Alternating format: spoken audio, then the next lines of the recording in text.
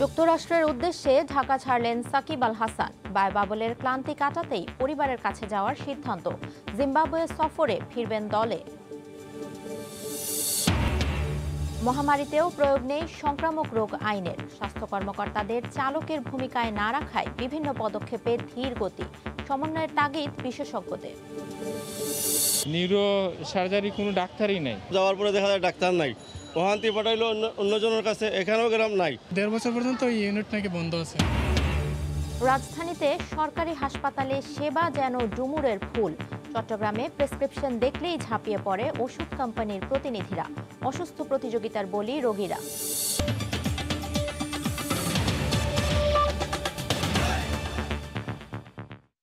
ভোরের সময় সঙ্গে আছি আমি ফারিহা মারিয়াম। যুক্তরাষ্ট্রে পরিবারের কাছে গেলেন সাকিব আল হাসান। ভোরে কাতার এয়ারওয়েজের একটি ফ্লাইটে দেশ ছাড়েন ওয়ানডের শীর্ষ অলরাউন্ডার। বায়ুবাবলের একঘেয়েমি কাটাতেই তার এই সিদ্ধান্ত। যুক্তরাষ্ট্র থেকে সরাসরি জিম্বাবুয়েতে বাংলাদেশ দলের সঙ্গে যোগ দেবেন তিনি। সাকিব আল হাসানের মন যেন দেশে টিকছেই না, টিকবেও বা কিভাবে? পরিবার যে মার্কিন মুলুকে। তাই প্রিমিয়ার লিগে মোহামেডান যখন শীর্ষ 6-এর পরিকল্পনায় ব্যস্ত, সাকিব থাকবেন তার স্ত্রী সন্তানদের কাছে। কোভিডকালে নির্বিঘ্নে খেলা চালাতে ভরসা বায়ুবাবল, যে পদ্ধতি অনেক সময় খেলোয়াড়দের জন্য হয়ে উঠতে পারে একঘেয়ে। সাকিবের ক্ষেত্রেও হয়তো সেটাই হয়েছে। প্রায় 2.5 মাস বায়ুবাবলে এই অলরাউন্ডার। আইপিএল খেলতে গেল 27 মার্চ ভারতে যান সাকিব। সেই থেকে কোয়ারেন্টিন আর বায়ুবাবলের বৃত্তেই ঘুরছেন এই ক্রিকেটার। আইপিএল মাঝপথে স্থগিত হলে দেশে ফিরে এসে 14 দিনের কোয়ারেন্টিন। এরপর বায়ুবাবলে শ্রীলঙ্কা সিরিজ ও ঢাকা প্রিমিয়ার লিগ। সব মিলিয়ে মুক্ত বাতাসে কিছুটা সময় কাটাতেই সাকিবের এই ছুটি। আইসিসির 1 বছরের নিষেধাজ্ঞা শেষে উইন্ডিজের বিপক্ষে ফিরেই হন সিরিজ সেরা, কিন্তু এরপর থেকে ব্যাটে বলে ধারহীন সাকিব। ঢাকা প্রিমিয়ার লিগে খেলেছেন 8 ম্যাচ, 15 গড়ে করেছেন 120 রান, আর বল হাতে নিয়েছেন 9 উইকেট। অনেকেই বলছেন ব্যাট প্যাচের মধ্য দিয়ে যাচ্ছেন সাকিব। পরিবারের সান্নিধ্য মানসিকভাবে কিছুটা হলেও চাঙ্গা করবে এই অলরাউন্ডারকে। আর ভক্তরাও জিম্বাবুয়ে সিরিজে সাকিবকে হয়তো দেখতে পাবেন পুরনো রূপে। সাজিদ মুস্তাহিদ, সময় সংবাদ, ঢাকা। করোনা প্রসঙ্গ। রোগীর চাপে রাজশাহী ও খুলনা অঞ্চলে হাসপাতালগুলোর বেহাল দশা। শয্যা বাড়িয়েও দেয়া যাচ্ছে না সামাল। গতকাল মারা গেছেন 63 জন, যার মধ্যে রাজশাহী ও খুলনা বিভাগেই 33 জন। অনেক এলাকায় বিশেষ লকডাউনেও নিয়ন্ত্রণে আসছে না পরিস্থিতি। এদিকে আইসিডিডিআরবি জানিয়েছে ঢাকায় শনাক্তের 68 ভাগই ভারতীয় ভ্যারিয়েন্ট। করোনার হটস্পটগুলোতে রোগীর চাপ বেড়েই চলেছে হাসপাতালগুলোতে। আক্রান্তের সংখ্যা বাড়ায় রাজশাহী, সাতক্ষীরা, খুলনা ও যশোরের শয্যা ও লোকবল সংকট দেখা দিয়েছে। খুলনা বিভাগে সর্বোচ্চ 20 জন মারা গেছেন। খুলনা জেলায় 24 ঘন্টায় 656টি নমুনা পরীক্ষায় 181 জন শনাক্ত, হার 27%। 130 শয্যার বিপরীতে ভর্তি আছেন 159 জন, আইসিইউতে 19 জন। চাপ সামলাতে সদর হাসপাতালে 70 শয্যার করোনা ইউনিট সোমবার থেকে চালু। করোনা রিপোর্ট ছাড়া কোনো ট্রিটমেন্ট দিবে না, অথচ আমি 4 দিন হয়ে গেছে এখন পর্যন্ত আমি কোনো রিপোর্ট পাইনি। একজন রোগীর জন্য সিরিয়াল দিয়েছি, কিন্তু আসলে সিরিয়াল অনুযায়ী এখানে কিছুই হচ্ছে না। রাজশাহী বিভাগে মারা গেছেন 13 জন। রাজশাহী জেলায় 24 ঘন্টায় 1591টি নমুনা পরীক্ষায় 334 জন শনাক্ত হয়েছেন, হার 21%। মেডিকেলে 309টি শয্যার বিপরীতে ভর্তি রয়েছেন 358 জন রোগী, আইসিইউতে আছেন 20 জন। বেডের আরো দরকার বেশি, কিন্তু বেড পাওয়া যাচ্ছে না, রোগী বেশি হয়ে গেছে। একটা সিট ফাঁকা হওয়া মাত্র 2-3 জন আসছে ওখানে দখলের জন্য। রোগীর পরিমাণ বাড়তে থাকায় 250 শয্যার সাতক্ষীরা মেডিকেল কলেজ হাসপাতালকে পূর্ণ করোনা ডেডিকেটেড হাসপাতাল ঘোষণা করা হয়েছে। 24 ঘন্টায় 186টি নমুনা পরীক্ষায় শনাক্ত 88 জন, হার 47%। লকডাউনের মধ্যেও এই হারে রোগী বাড়তে থাকলে চাপ সামলানো কঠিন হবে বলে শঙ্কা প্রকাশ করেছেন চিকিৎসকরা। ভর্তি করতে পারিনি, গতকাল পাইছি কিন্তু সিট পাইনি বেডে, পরে বারান্দায় আর কি বেড দিয়ে রাখছে। সাতক্ষীরা মেডিকেল কলেজ হাসপাতালে শুধুমাত্র কোভিড রোগী ভর্তি হবে। আজ থেকে এই কার্যক্রম শুরু হচ্ছে। যশোরে 24 ঘন্টায় 488টি নমুনা পরীক্ষায় শনাক্ত 203 জন, হার 42%। 80 শয্যার করোনা ডেডিকেটেড হাসপাতালে রোগী ভর্তি আছেন 91 জন। ঠাকুরগাঁওয়ে বৃহস্পতিবার থেকে 23 জুন পর্যন্ত বিকেল 5টা থেকে সকাল 10টা পর্যন্ত জরুরি সেবা ব্যতীত বন্ধ থাকবে সকল ব্যবসা প্রতিষ্ঠান। অমান্যকারীদের বিরুদ্ধে নেওয়া হবে আইনানুগ ব্যবস্থা। শনাক্তের হার 50.53%। এছাড়া লালমনিরহাটে করোনা আক্রান্তের হার 50%, দিনাজপুরে 37% ও কুড়িগ্রামে 39.39%। আহসানুল করিম, সময় সংবাদ। এদিকে করোনায় দেশের অবস্থা নাজুক হলেও উপেক্ষিতই থেকে যাচ্ছে সংক্রামক রোগ আইনের যথাযথ প্রয়োগ। কোভিড মোকাবেলায় বিভিন্ন সিদ্ধান্ত গ্রহণে স্বাস্থ্য কর্মকর্তাদের প্রধান ভূমিকায় না রাখার কারণে প্রয়োজনীয় পদক্ষেপে ধীর গতি হচ্ছে বলে মনে করেন জনস্বাস্থ্য বিশেষজ্ঞরা। এদিকে আইন অনুযায়ী সব প্রতিষ্ঠানকে সমন্বিতভাবে কাজ করার তাগিদ দিলেন কোভিড মোকাবেলায় জাতীয় কারিগরি কমিটির চেয়ারম্যান ফারুক ভূঁইয়া রবিনের রিপোর্ট। কখনো ঊর্ধ্বগতি, কখনো স্বস্তির আশা। দেশে কোভিড শনাক্তির পর এভাবেই কাটছে 15 মাসেরও বেশি সময়। কোভিডের প্রথম ধাক্কায় সংক্রমণ বেড়ে যাওয়ায় গত বছরের এপ্রিলে সংক্রামক রোগ আইনের ক্ষমতা বলে সারা দেশকে ঝুঁকিপূর্ণ ঘোষণা করেছিল স্বাস্থ্য অধিদপ্তর। তবে পরবর্তীতে অনেক ক্ষেত্রেই আইনটি থেকেছে উপেক্ষিত। সংক্রমিত এলাকা ঘোষণা, প্রবেশ নিয়ন্ত্রণ সহ আইন প্রয়োগের ক্ষমতা স্বাস্থ্য অধিদপ্তরকে দেওয়া হলেও বাস্তবতা হলো স্বাস্থ্য বিভাগের ভূমিকা সীমাবদ্ধ থাকছে কেবল সুপারিশই। মাঠ পর্যায়েও স্বাস্থ্য কর্মকর্তাদের ছাপিয়ে মুখ্য ভূমিকায় দৃশ্যমান প্রশাসনের অন্য কর্মকর্তারা। জনস্বাস্থ্য বিশেষজ্ঞরা মনে করেন, কোভিড সংক্রমণ প্রতিরোধের মতো বৈজ্ঞানিক বিষয়ে স্বাস্থ্য সংশ্লিষ্টদের সিদ্ধান্ত গ্রহণ প্রক্রিয়ায় প্রাধান্য না দেয়ায় যথাসময়ে সঠিক পরিকল্পনা বাস্তবায়নে ধীরগতি হচ্ছে। আইনের সঙ্গে একটা ব্যত্যয় ঘটে গেছে। আইনে আছে মহাপরিচালক এবং তার প্রতিনিধি, যেটা হতে পারেন আমাদের বিভাগীয় পরিচালক, সিভিল সার্জন বা ইউএইচএফপি। তাদের যদি এই ক্ষমতায়ন করা হতো তাহলে এগুলো ক্ষিপ্রতার সাথে হতো এবং এই সংক্রমণ নিয়ন্ত্রণটা অনেক বেশি কার্যকর হতো। যার যে কাজটা আপনি তো তাকে করতে দিচ্ছেন না। আপনি আইন আছে, আইন জারি করেছেন, কিন্তু প্রায়োগিক দিকগুলো যেগুলো সেগুলো তো আপনি মানছেন না। কোভিড মোকাবেলায় সব বিভাগকেই সমন্বিতভাবে কাজ করার পরামর্শ জাতীয় কারিগরি বিশেষজ্ঞ কমিটির চেয়ারম্যানের। অনেক চিন্তা ভাবনা করেই তো আইনটা সংসদে পাশ হয়েছে। এই অতিমারির কিছু বিজ্ঞানসম্মত উপায় আছে যেটা দিয়ে আমার মোকাবেলা করতে হবে। এখানে সে বিজ্ঞান যেমন আছে, আবার প্রশাসনও আছে। সো দুটারই সংমিশ্রণ লাগবে। ভারতে পাওয়া ডেল্টা ধরন বাংলাদেশেও শনাক্তের প্রভাবে সীমান্ত এলাকা ছাপিয়ে রাজধানী সহ সারা দেশেই আবারও ঊর্ধ্বমুখী কোভিড সংক্রমণ। ফারুক ভূঁইয়া রবিন, সময় সংবাদ, ঢাকা। পুরো দেশে লকডাউন দেওয়ার নতুন কোনো পরিকল্পনা এখন পর্যন্ত নেই জানিয়ে প্রধানমন্ত্রীর মুখ্য সচিব ডক্টর আহমেদ কায়কাউস বলেছেন, জুলাই থেকে আবারও গণটিকা কার্যক্রম শুরু হবে। গতকাল সকালে প্রধানমন্ত্রীর কার্যালয়ে এক সংবাদ সম্মেলনে মুখ্য সচিব বলেন, বাংলাদেশ কারো দয়ার উপর নির্ভরশীল নয়। ভ্যাকসিন কেনার জন্য 14,000 কোটি টাকার তহবিল প্রস্তুত। যদিও ভ্যাকসিন উৎপাদক দেশগুলো অনেক সময় প্রতিশ্রুতি রক্ষা করছে না বলেও জানান মুখ্য সচিব। কোভিড-19 যুদ্ধে জয়ী হতে গেল ফেব্রুয়ারিতে বহির্বিশ্বের তুলনায় বেশ আগেভাগেই দেশব্যাপী গণটিকা কার্যক্রম শুরু করেছিল বাংলাদেশ। কিন্তু ভ্যাকসিন সংকটে সেই কার্যক্রম থমকে যাবার ঘটনা এখন নতুন দুশ্চিন্তা। অক্সফোর্ড অ্যাস্ট্রাজেনেকার টিকা দিয়ে এই কার্যক্রম শুরু হলেও এখন পর্যন্ত 6টি টিকা প্রয়োগের অনুমোদন দিয়ে রেখেছে বাংলাদেশ। চীনের সিনোভ্যাকের 10.5 লাখ, কোভ্যাক্স থেকে পাওয়া ফাইজারের 1 লাখ ও অ্যাস্ট্রাজেনেকার অল্প কিছু ডোজ এখন সম্বল বাংলাদেশের। এমন অবস্থায় টিকা নিয়ে কি ভাবছে সরকার? সর্বতভাবে এটার সঙ্গে চেষ্টা চালিয়ে যাচ্ছি, কিন্তু যদি যিনি যার কাছে আছে তিনি যদি ধরে রাখেন, বিক্রি না করেন, সবাই মুখে বলছে আমি দিব, কিন্তু কেউ কিন্তু কার্যত দিচ্ছে না। প্রধানমন্ত্রীর কার্যালয়ে আয়োজিত সংবাদ সম্মেলনে সরকারের নীতি প্রণয়নে সংশ্লিষ্ট শীর্ষ এই কর্মকর্তা জানান, বিশেষ তহবিল থেকে মূল্য পরিশোধ করেই টিকা কিনতে চায় সরকার। আমাদের 14,000 কোটি টাকা এখানে কিন্তু বরাদ্দ করে রাখা হয়েছে। অর্থাৎ আমরা কিন্তু কারো দয়া চাই না। মাননীয় প্রধানমন্ত্রী কিন্তু সবসময় বলছেন যে আমাকে ফ্রি দরকার নাই, আমি টাকা দিয়ে কিনবো, যেখানেই পাওয়া যায় সেখানেই কেনা হবে। মুখ্য সচিব জানান, দেশব্যাপী লকডাউন হচ্ছে না আপাতত। জেলা প্রশাসক বা ওই স্থানীয় সিভিল সার্জন সবাই মিলে কিন্তু এই সিদ্ধান্তগুলি নেওয়া হচ্ছে।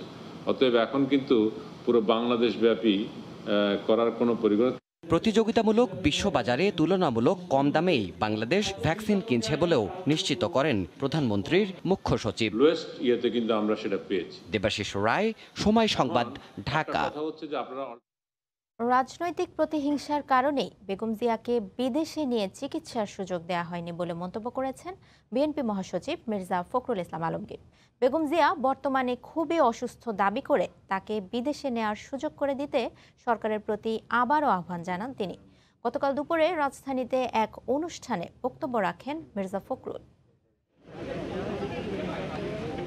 করোনায় আক্রান্ত হয়ে রাজধানীর এভারকেয়ার হাসপাতালে ভর্তির পর ১.৫ মাসেরও বেশি সময় ধরে সেখানে চিকিৎসাধীন রয়েছেন বিএনপি চেয়ারপারসন বেগম খালেদা জিয়া।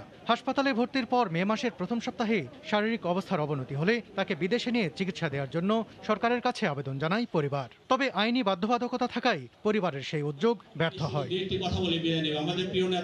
বৃহস্পতিবার দুপুরে রাজধানীর বেড়াইদে বিএনপি আয়োজিত বৃক্ষরোপণ কর্মসূচিতে যোগ দিয়ে দলটির মহাসচিব মির্জা ফখরুল ইসলাম আলমগীর জানান, বেগম জিয়া খুবই অসুস্থ। তিনি অত্যন্ত অসুস্থ।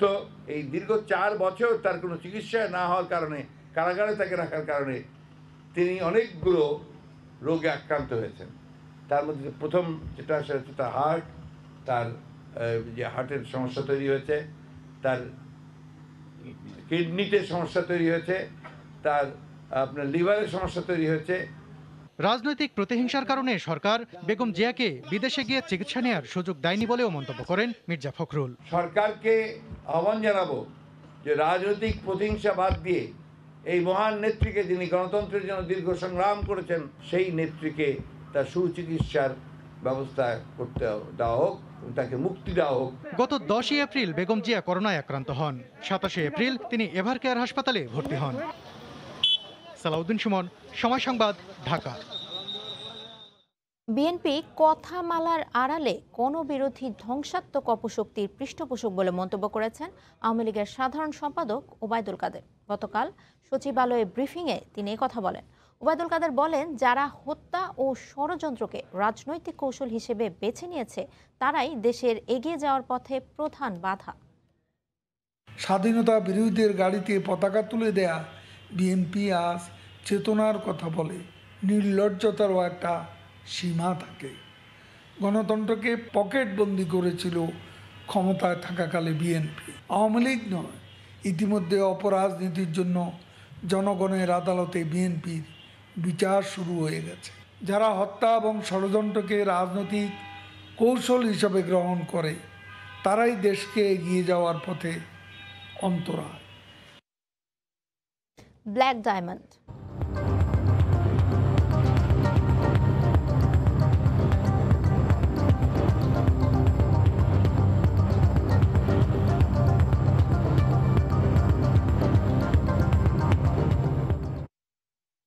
চল্লিশ মণ ওজনের কালো ষাঁড়টি দেশ সেরা বলে দাবি তার মালিকের। তার সম্পর্কে জানতে চোখ রাখুন সংবাদের শেষাংশে। এদিকে রাতভর বৃষ্টিতে রাজধানীতে বিভিন্ন স্থানে জলজটের সৃষ্টি হয়েছে। এই মুহূর্তে ফকিরাপুল বাস স্ট্যান্ড এলাকায় আছেন সহকর্মী কাজল আব্দুল্লাহ। সরাসরি চলে যাচ্ছি তার কাছে। কাজল।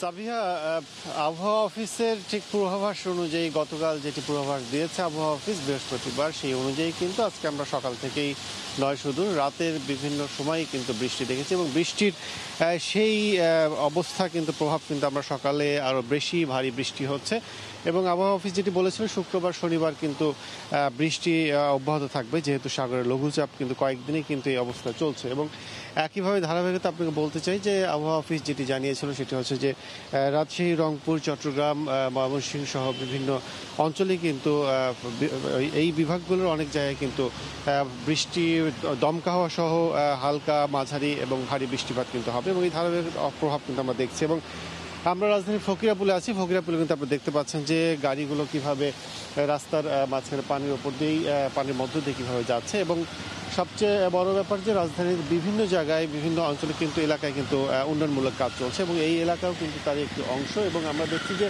ফকিরাপুলের এই অংশটি নটরডেম কলেজের পর থেকে এদিকে ফকিরাপুল বাস টার্মিনাল শেষ পর্যন্ত কিন্তু বলা চলে যে এখানে পুলিশ কেন্দ্রীয় হসপিটাল যেটি রয়েছে এই মোড় পর্যন্ত, সিগন্যাল পর্যন্ত কিন্তু এই উন্নয়নমূলক কাজ চলছে, ড্রেনেজ ব্যবস্থার উন্নয়ন।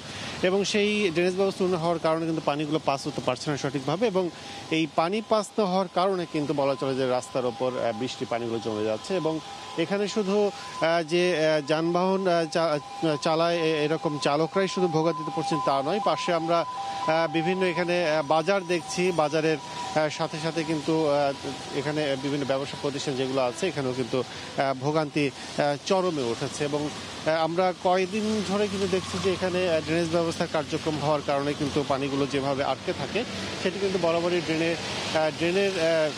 ড্রেনের যে অবস্থা অবকাঠামো সেই অবকাঠামো কিন্তু বলা চলে যে এই পানিগুলো আটকে থাকতো। এবং একইভাবে বৃষ্টি হওয়ার কারণে কিন্তু সেই পানির পরিমাণ যেহেতু বেড়েছে এবং সেই পরিমাণে কিন্তু বলা চলে যে এখন ভোগান্তি বিভিন্নভাবে কিন্তু ভোগান্তি শিকার হচ্ছেন এখানে নগরবাসী এবং যারা এখানে এই পথটি ব্যবহার করেন তারা মূলত এই ভোগান্তির শিকার হচ্ছেন। এবং এখানে যারা আছেন তারাও কিন্তু যেটি বলছেন যে ভোগান্তি শুধু যে এই বৃষ্টির পানি তা নয়, এবং সঠিক এবং দ্রুত এই ড্রেনেজ ব্যবস্থা এবং উন্নয়নের যত কাজ সেগুলো কিন্তু বলা চলে যে এই আষাঢ় মাস কিংবা বর্ষা মৌসুম, এই মৌসুমে এসে কিন্তু এই কাজগুলো বেশি দেখেন। এবং এর প্রভাব কিন্তু যেটি পড়ে সেটি হচ্ছে যে বর্ষায় সঠিকভাবে কাজ শেষ করতে পারেন, কখনো বৃষ্টি, কখনো হালকা বৃষ্টি, কখনো রোদ, এর মধ্যে কিন্তু যতটুকু কাজ এগিয়ে যায় আবার বৃষ্টির কারণে থেমে যায়। সে কারণে কিন্তু দ্রুত যে এই কাজগুলো শেষ হবে সে কাজগুলো শেষ না করার কারণে কিন্তু এই রাজধানীবাসীর বিভিন্ন এলাকায় কিন্তু তারা কিন্তু ভোগান্তির শিকার হয়। এবং এখানে যারা ব্যবসা করেন, এখানে সবজির ব্যবসা আমরা দেখছি এবং সাথে বিভিন্ন ফুটপাতেও কিন্তু অনেক ব্যবসা থাকে, সেই ব্যবসা প্রতিষ্ঠানগুলো কিন্তু বন্ধ হয়ে যায়। এবং এই বাজার সংশ্লিষ্ট যারা এখানে বাজার করতে আসেন কিংবা বিক্রেতা যারা থাকেন তারাও কিন্তু বলা চলে যে তাদের যে দৈনিক যে একটি ইনকামের পথ, দৈনিক যে লেনদেন, দৈনিক যে বেচাকেনা সব কিছুই কিন্তু বলা চলে যে আটকে যায় এবং থমকে যায় তাদের জীবনযাত্রা এবং জীবনযাত্রার মান। এবং একইভাবে আরেকটি বিষয় এখানে আমাদের যেটি চোখে পড়ছে সেটি হচ্ছে যে উন্নয়নমূলক কাজগুলো চলছে সেটি কিন্তু বলা চলে যে খুব ছোট নয়, যেহেতু অনেক বড় কাজ। সেক্ষেত্রে যারা কর্তৃপক্ষ আছে এবং যারা ঠিকাদার রয়েছে এবং এই সংশ্লিষ্ট সিটি কর্পোরেশন কিংবা এই উন্নয়নমূলক কাজে যারা সংশ্লিষ্ট তারা কিন্তু বলা চলে যে প্রতি বছরই কিন্তু প্রতিবেদন থেকে শুরু করে যারা এই সংশ্লিষ্ট যারা বিশেষজ্ঞ রয়েছেন তারাও কিন্তু বরাবরই কিন্তু বলে আসেন যে আষাঢ় মাস কিংবা বর্ষা মৌসুম এটি এড়িয়ে অন্য মৌসুমে এই উন্নয়নমূলক কাজগুলো করার জন্য, যাতে নগরবাসী থেকে শুরু করে যারাই এই পথ, এই সিটি কর্পোরেশন কিংবা এই রাজধানীর এই সড়কগুলো ব্যবহার করেন তারা যাতে ভোগান্তিতে না পড়ে। সেক্ষেত্রে তারা কিন্তু বরাবরই পরামর্শ দিয়ে আসছেন, কিন্তু আমরা এই ভোগান্তি কিন্তু বারবারই কিন্তু দেখছি। সেক্ষেত্রে আপনাকে আর একটু বলে রাখি, সেটি হচ্ছে যে যেহেতু সাগরের লঘুচাপ চলছে, এই লঘুচাপের বদলে কিন্তু এই বৃষ্টি চলছে এবং বৃষ্টি আগামী শুক্রবারও কিন্তু একইভাবে কিন্তু চলবে। এবং আজকে সন্ধ্যা পর্যন্ত কিন্তু দেশের বিভিন্ন এলাকায় যেটি বলছিলাম যে বিভিন্ন অঞ্চলে কিন্তু হালকা, মাঝারি এবং দমকা হওয়া সহ ভারী বৃষ্টিপাত চলবে। এবং আবহাওয়া অফিস যেটি জানাচ্ছে শনিবারও কিন্তু একইভাবে দেশের বিভিন্ন জায়গায় এই বৃষ্টিপাত কিন্তু চলবে। তো সাবিয়া, এই ছিল এখন পর্যন্ত রাজধানীর ফকিরাপুল থেকে পরবর্তী বৃষ্টি এবং বৃষ্টির সবশেষ অবস্থা। রাতভর বৃষ্টিতে রাজধানীর বিভিন্ন স্থানে সৃষ্ট জলজটের সবশেষ খবর জানাতে আমাদের সঙ্গে ফকিরাপুল বাসস্ট্যান্ড এলাকা থেকে সরাসরি যুক্ত হয়েছিলেন সহকর্মী কাজল আব্দুল্লাহ। কয়েকশো মাইল পাড়ি দিয়ে হাসপাতালে এসেও মিলছে না চিকিৎসা। মুমূর্ষু অবস্থায় রোগীরা এক হাসপাতাল থেকে অন্য হাসপাতালে ঘুরছেন, আবার বকশিসের নামে স্বজনদের কাছ থেকে বাড়তি টাকা হাতিয়ে নিচ্ছেন কর্মচারীরা। যদিও নোংরা অস্বাস্থ্যকর ওয়ার্ডে তেমন কোনো সেবাই মিলছে না। 3টি সরকারি হাসপাতালে চিকিৎসা নিতে আসা মানুষের এমন ভোগান্তি নিয়ে মার্জিয়া মোমোর রিপোর্ট। ক্যামেরায় ছিলেন নুরুল আলম। মাথায় গুরুতর আঘাত নিয়ে সিলেট থেকে চিকিৎসার জন্য ঢাকায় এসেছিলেন ষাটোর্ধ্ব মেহরুন্নিসা। সকাল গড়িয়ে দুপুর হলেও সোহরাওয়ার্দী হাসপাতালে নিউরোলজি বিভাগের কোনো চিকিৎসকের দেখা পাননি তিনি। প্রায় 250 কিলোমিটার দূর থেকে আসা মেহরুন্নিসার স্বজনদের তাই ছুটতে হলো আরেকটি হাসপাতালে। যাওয়ার পরে দেখা যায় ডাক্তার নাই, ওখানটি পাঠাইলো অন্যজনের কাছে, এখানেও গ্রাম নাই। রোগীর অবস্থা মুমূর্ষু অবস্থা, নিউরো সার্জারি কোনো ডাক্তারই নাই। আমরা চিকিৎসা পালা পাইছি না, তো চলিয়া যাই। মেহরুন্নিসার মতোই আরেক ভুক্তভোগীর সন্ধান মিলল ঢাকা মেডিকেল কলেজ হাসপাতালে। হবিগঞ্জ থেকে ক্যান্সার আক্রান্ত বোনকে আনার পর জানতে পারেন 1.5 বছর ধরে বন্ধ অনকোলজি বিভাগ। আমাদেরকে সিলেট থেকে তারা রেফার করে পাঠাইছে, বাট ওনাদের কাছে যাওয়ার পরে উনি বলতেছে যে ইউনিট বন্ধ নাকি, আজকে 1.5 বছর পর্যন্ত এই ইউনিট নাকি বন্ধ আছে। অ্যাম্বুলেন্স রিজার্ভ করে আসছে 6,000 টাকা, আবার যাবো 6,000 টাকা, এই 12,000 টাকা আমাদের কিন্তু চিকিৎসা পেলাম না। রুগী দিয়ে আমার মারা গেছে, আমি এখন হাত পা ধরতেছি যে আপনারা দেখশুন করিয়ে কোন জায়গায় পাঠা যাবে নেন, কোনো গুরুত্বই দেয় না। আপনি চলেন আমার ওয়াইফকে দেখিয়ে আসেন কি অবস্থায় পড়ে আছে। 7 বছর বয়সী মেয়েকে ডাক্তার দেখাতে এসে পঙ্গু হাসপাতাল কর্মচারীদের কাছে জিম্মি হয়ে দিতে হয়েছে বাড়তি টাকা। ভিতরে ঢুকে মানে যখন এইটা দিল পরীক্ষার এটা, তখন বললো যে আপনি কিছু দেন। আলট্রাসনোগ্রাম রুমে রিপোর্ট দেওয়ার সময় টাকা চাচ্ছে, বলছে যে যাওয়ার সময় একটু চা নাস্তা খাওয়ার জন্য টাকা দিয়েন। হাসপাতাল প্রাঙ্গণে সক্রিয় দালাল চক্র, যদিও কর্তৃপক্ষের গদবাঁধা আশ্বাস ব্যবস্থা নেয়ার। এখানে দালাল চক্র একটা বিশাল, তারপরেও আমাদের সোহরাওয়ার্দী হাসপাতালে আমরা দালালকে কোনোভাবে করি না, হয়তো দু একজন ঢোকার চেষ্টা করে, কিন্তু আমরা তাৎক্ষণিক তাকে ব্যবস্থা নিই। গত 10 জুন র্যাবের ভ্রাম্যমাণ আদালত অভিযান চালিয়ে ঢাকা মেডিকেল কলেজ হাসপাতাল থেকে 24 জন দালালকে গ্রেফতার করে, যারা দীর্ঘদিন ধরে হাসপাতালে আসা রোগীদের ঠকিয়ে তাদের কাছ থেকে টাকা হাতিয়ে নিচ্ছিল। মার্জিয়া মুমু, সময় সংবাদ, ঢাকা। রোগীর প্রেসক্রিপশন দেখলেই টেনে হেঁচড়ে কেড়ে নেন ওষুধ কোম্পানির বিক্রয় প্রতিনিধিরা। রোগীর উপর ঝাঁপিয়ে পড়ে ছবি তোলেন মুঠোফোনে। মূলত নিজ কোম্পানির ওষুধ ব্যবস্থাপত্রে চিকিৎসকরা লিখছেন কিনা তা দেখতেই এমন অসুস্থ প্রতিযোগিতা। এছাড়াও নানা রকম হয়রানি আর এদের দৌরাত্মে অতিষ্ঠ চট্টগ্রাম মেডিকেল সহ বিভিন্ন হাসপাতালে আসা রোগীরা। কর্তৃপক্ষ বলছেন, এদের হাসপাতালে প্রবেশের উপর মন্ত্রণালয়ের সুস্পষ্ট নিষেধাজ্ঞা থাকা সত্ত্বেও মানছে না তারা। নূরজামাল আতিকের ক্যামেরায় শফিকুল আলমের প্রতিবেদন। ডাক্তারের প্রেসক্রিপশন দেখলেই রোগীর উপর হামলে পড়েন ওষুধ কোম্পানির প্রতিনিধিরা। কেড়ে নেয় প্রেসক্রিপশন, ঝাঁপিয়ে পড়ে ঘিরে ধরেন, মুঠোফোনে তুলে নেয় একের পর এক ছবি। কোম্পানির ওষুধ ডাক্তাররা প্রেসক্রিপশনে দিয়েছেন কিনা সেটি যাচাই করতে চট্টগ্রাম মেডিকেল সহ নানা হাসপাতালে আনসার সদস্যদের সামনেই চলে এমন অসুস্থ প্রতিযোগিতা। ভুক্তভোগীদের অভিযোগ, ডাক্তারদের সাথে যোগসাজশ আছে ওষুধ প্রতিনিধিদের। মোবাইলে প্রেসক্রিপশনে ছবি তুলে দেখে আর কি যে ওদের কোম্পানির ওষুধ লিখছে কিনা ডাক্তারে। এটা তো মানুষের সেবা দিচ্ছে না, প্রতিটা পদে পদে তাদের দুর্নীতি। আপনার পাবলিক ক্লিনিকে একবার জবা করতেছে, এখানে তো হাজারবার জবা করতেছে। চট্টগ্রাম মেডিকেল হাসপাতালের বহির্বিভাগ, ডাক্তারের কক্ষ ও করোনা সহ নানা ওয়ার্ডের সামনে জটলা হয়ে দাঁড়িয়ে থাকেন মেডিকেল প্রতিনিধিরা। রোগী বের হওয়া মাত্রই ঝাঁপিয়ে পড়েন তারা, তবে নিজেদের দোষ স্বীকার করলেন তারা। আমাদের মেডিকেলে ঢোকা নিষেধ। আমরা মেডিকেলে মনে করেন যে আমরা ডাক্তার ফ্রন্টেও যাই না, আমরাই যাই না, হয়তো দু একটা প্রেসক্রিপশন দেখি। কিছু কোম্পানি আছে যেগুলা এই নিয়ম নীতির বাইরে কাজ করে আর কি, এটা আমরাও সাপোর্ট করি না। আমরাও মনে করি হসপিটালে একটা নির্দিষ্ট নিয়ম আছে, ওভাবেই চলুক। তবে হাসপাতাল কর্তৃপক্ষ বলছে, মন্ত্রণালয়ের নিষেধের পর কমিটি করেও তাদের নিয়ন্ত্রণে আনা যাচ্ছে না। টিম গঠন করে দিয়েছি, 4 জন পুলিশ, 4 জন আনসার সহ তারা কিন্তু এই মেডিকেল রিপ্রেজেন্টেটিভদেরকে তাদেরকে বুঝিয়ে হোক যেভাবে হোক তাদেরকে এখান থেকে সরানোর জন্য চেষ্টা চলছে। কিন্তু তারপরেও এটা তো বুঝতেই পারেন আমাদের এখানে তাদের একটা ব্যবসায়িক কিছু ইন্টারেস্টের মধ্যে আছে। আমরা চেষ্টা করে যাচ্ছি তাদেরকে বন্ধ করার জন্য। নগরীর সরকারি বেসরকারি শতাধিক হাসপাতাল ও ক্লিনিকে প্রতিদিন সেবা নেয় অন্তত 40,000 মানুষ। আর 250 ওষুধ কোম্পানির 10,000-এর মতো প্রতিনিধির উৎপাতে অতিষ্ঠ রোগীরা। শফিকুল আলম, সময় সংবাদ, চট্টগ্রাম। হযরত শাহজালাল আন্তর্জাতিক বিমানবন্দরে রপ্তানি পণ্য পরীক্ষায় ব্যবহৃত 6টি স্ক্যানারের মধ্যে 2টি এখনও বিকল হয়ে পড়ে আছে। ফলে সবজি ও ফলমূল রপ্তানিতে ধস নামার অবস্থা। এতে ব্যাপক আর্থিক ক্ষতির পাশাপাশি বাজার হারানোর শঙ্কা প্রকাশ করেছেন রপ্তানিকারকরা। ব্যবসায়ীরা বলছেন, বারবার স্ক্যানার বিকল হলেও কার্যকর পদক্ষেপ নিচ্ছে না সিভিল এভিয়েশন, বরং স্ক্যানার নষ্টের সুযোগে বাড়তি টাকা হাতিয়ে নিচ্ছে অসাধু কর্মচারীরা। হাজেরা শিউলি রিপোর্ট। হযরত শাহজালাল আন্তর্জাতিক বিমানবন্দর দিয়ে প্রতিদিন গড়ে 700 মেট্রিক টন পণ্য রপ্তানি হয়। এর মধ্যে সবজি ও ফলমূল সহ পচনশীল পণ্য রপ্তানি হয় প্রায় 120 মেট্রিক টন।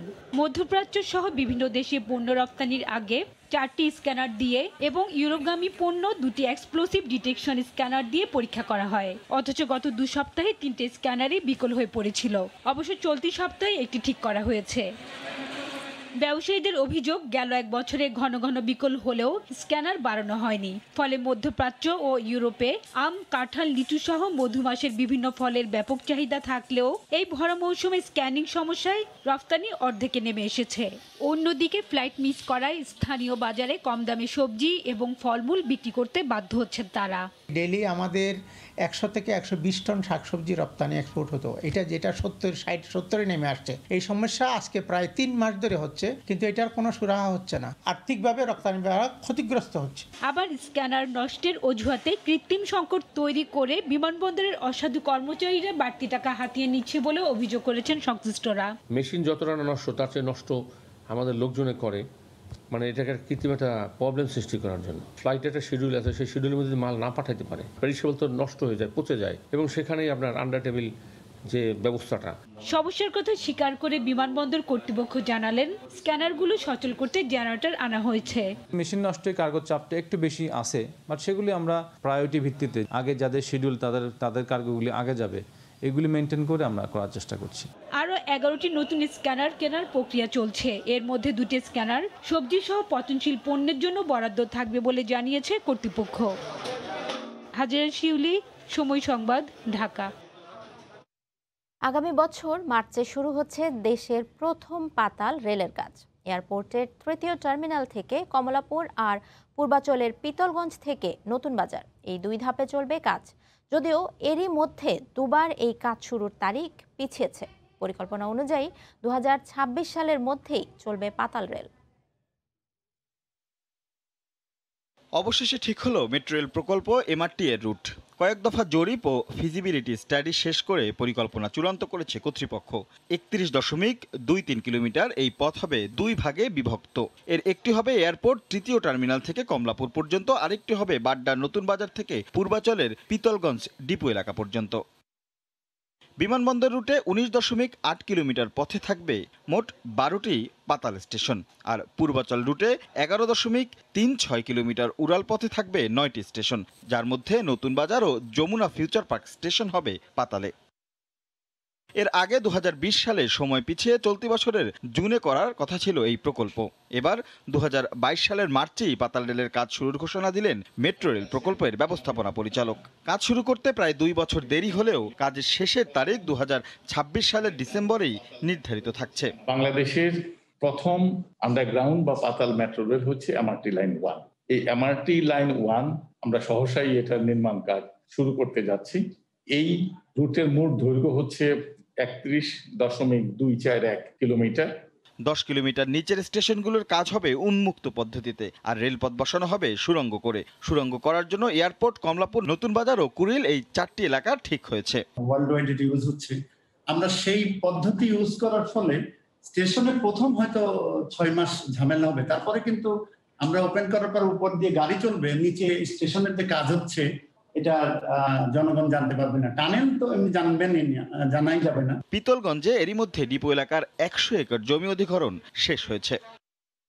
রাশেদ লিমন, সময় সংবাদ, ঢাকা। ভোর থেকেই জমজমাট মানিকগঞ্জের বৃহৎ ভাটপাড় সবজির আড়ত। বিষমুক্ত টাটকা সবজি বেচা কেনার খবর জানাতে সেখানে আছেন সহকর্মী মোহাম্মদ ইউসুফ আলী। সরাসরি চলে যাচ্ছি তার কাছে। ইউসুফ, মানিকগঞ্জের আসলে ভোর থেকে যে এই আড়তটি জমে ওঠে, সেই ক্ষেত্রে কিন্তু এই যে আষাঢ়ের যে অবিরাম বৃষ্টি, আসলে মফিলদারে বৃষ্টি হয়েছে মধ্যরাত্রে এবং শেষ রাতে, এবং এই মুহূর্তে কিন্তু বৃষ্টি বাদল হচ্ছে।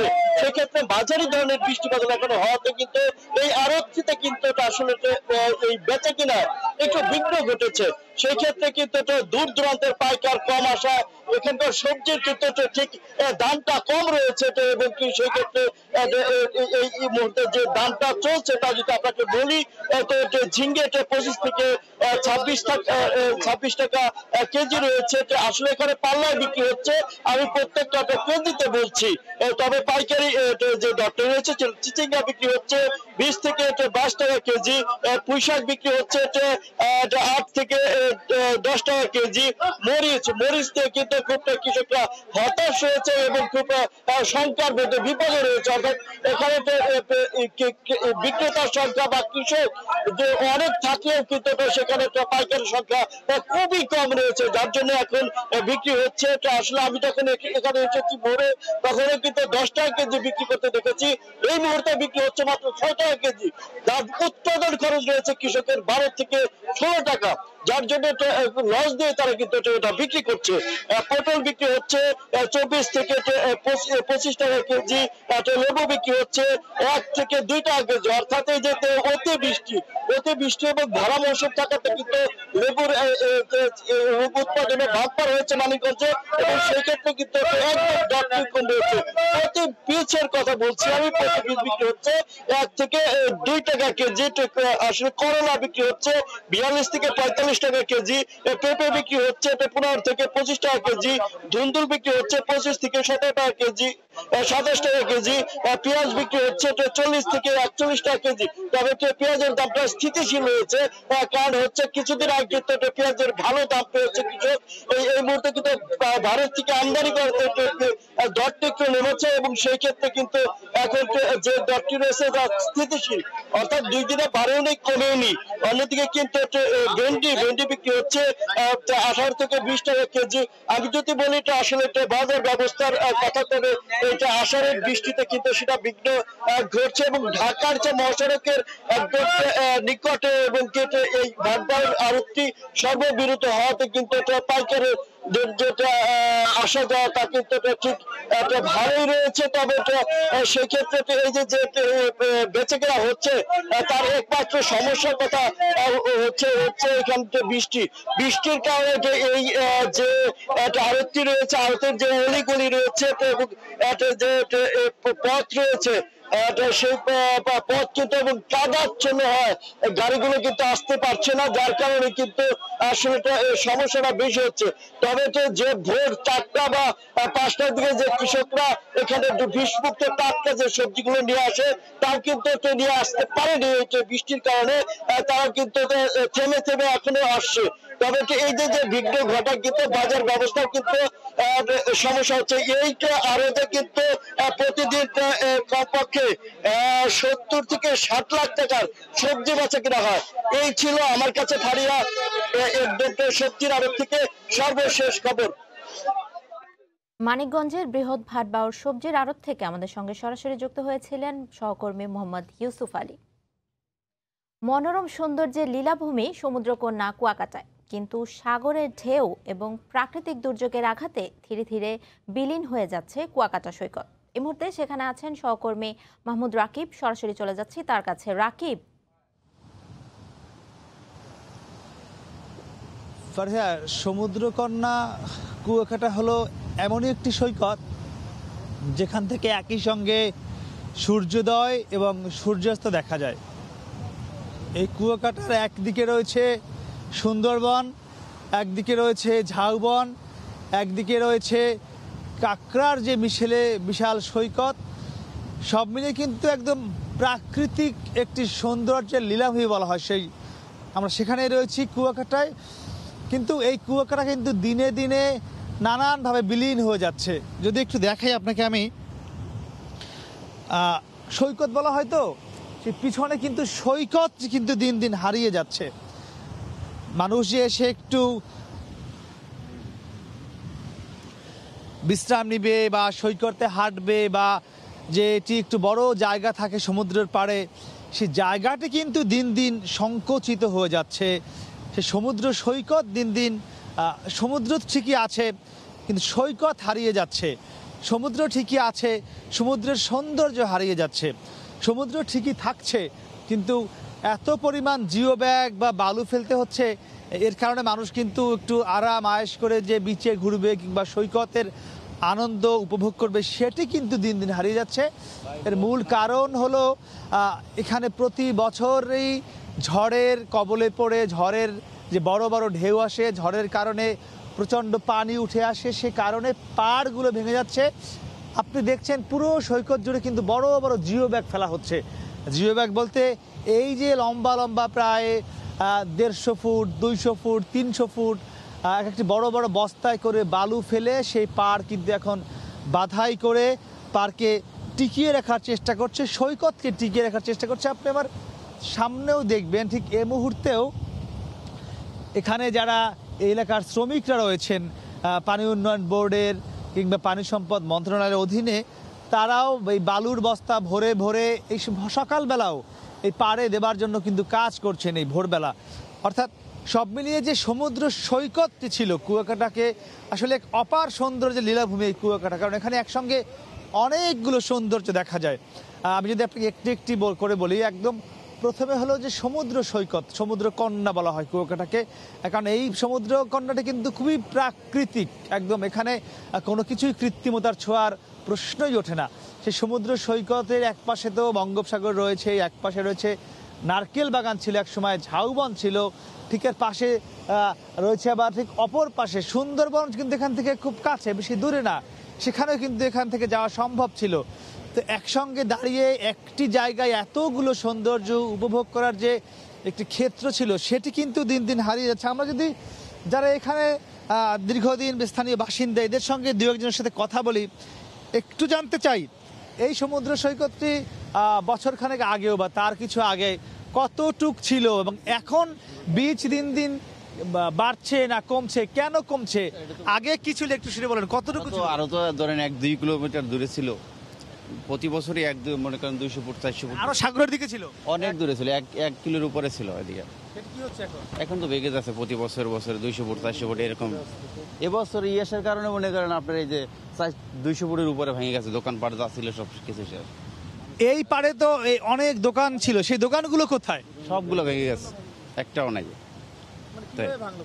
এই যে ইয়াস আসলো কিছুদিন, এর ভিতরে মনে করেন 200 ফুটের উপরে যত দোকান ছিল এর ভিতরে একটা দোকানপাটও নাই, সব শেষ। আর আপনার মনে করেন এইভাবে ভাঙলে তো লোকজনের আসে না, কুয়াকাটার সৌন্দর্য সবকিছু শেষ হয়ে গেছে। পর্যটক কমে যাচ্ছে দিন দিন কুয়াকাটা, সেটি বলছেন আপনারা। যে আপনি কি দেখেছেন এখান থেকে যে এই সৈকতটি বা এই রাস্তাগুলো বা এখানে যে বাঁধগুলো, এগুলো কোন পর্যন্ত ছিল? এই বাঁধগুলো ছিল আরো 100 গজ দূরে। তারপরে এখানে অনেক প্রাকৃতিক দৃশ্য সৌন্দর্য ছিল, আরো গাছপালা অনেক কিছু ছিল, দোকানপাট সব এগুলো ভেঙে গেছে ঝড়ের কারণে। আপনার এই যে আসে সাগর ঢেউতে ভেঙে ফেলছে, এখন এগুলো অনেক কিছু নষ্ট হয়ে গেছে, এখন মানুষগুলো একটু কম আসে এখানে।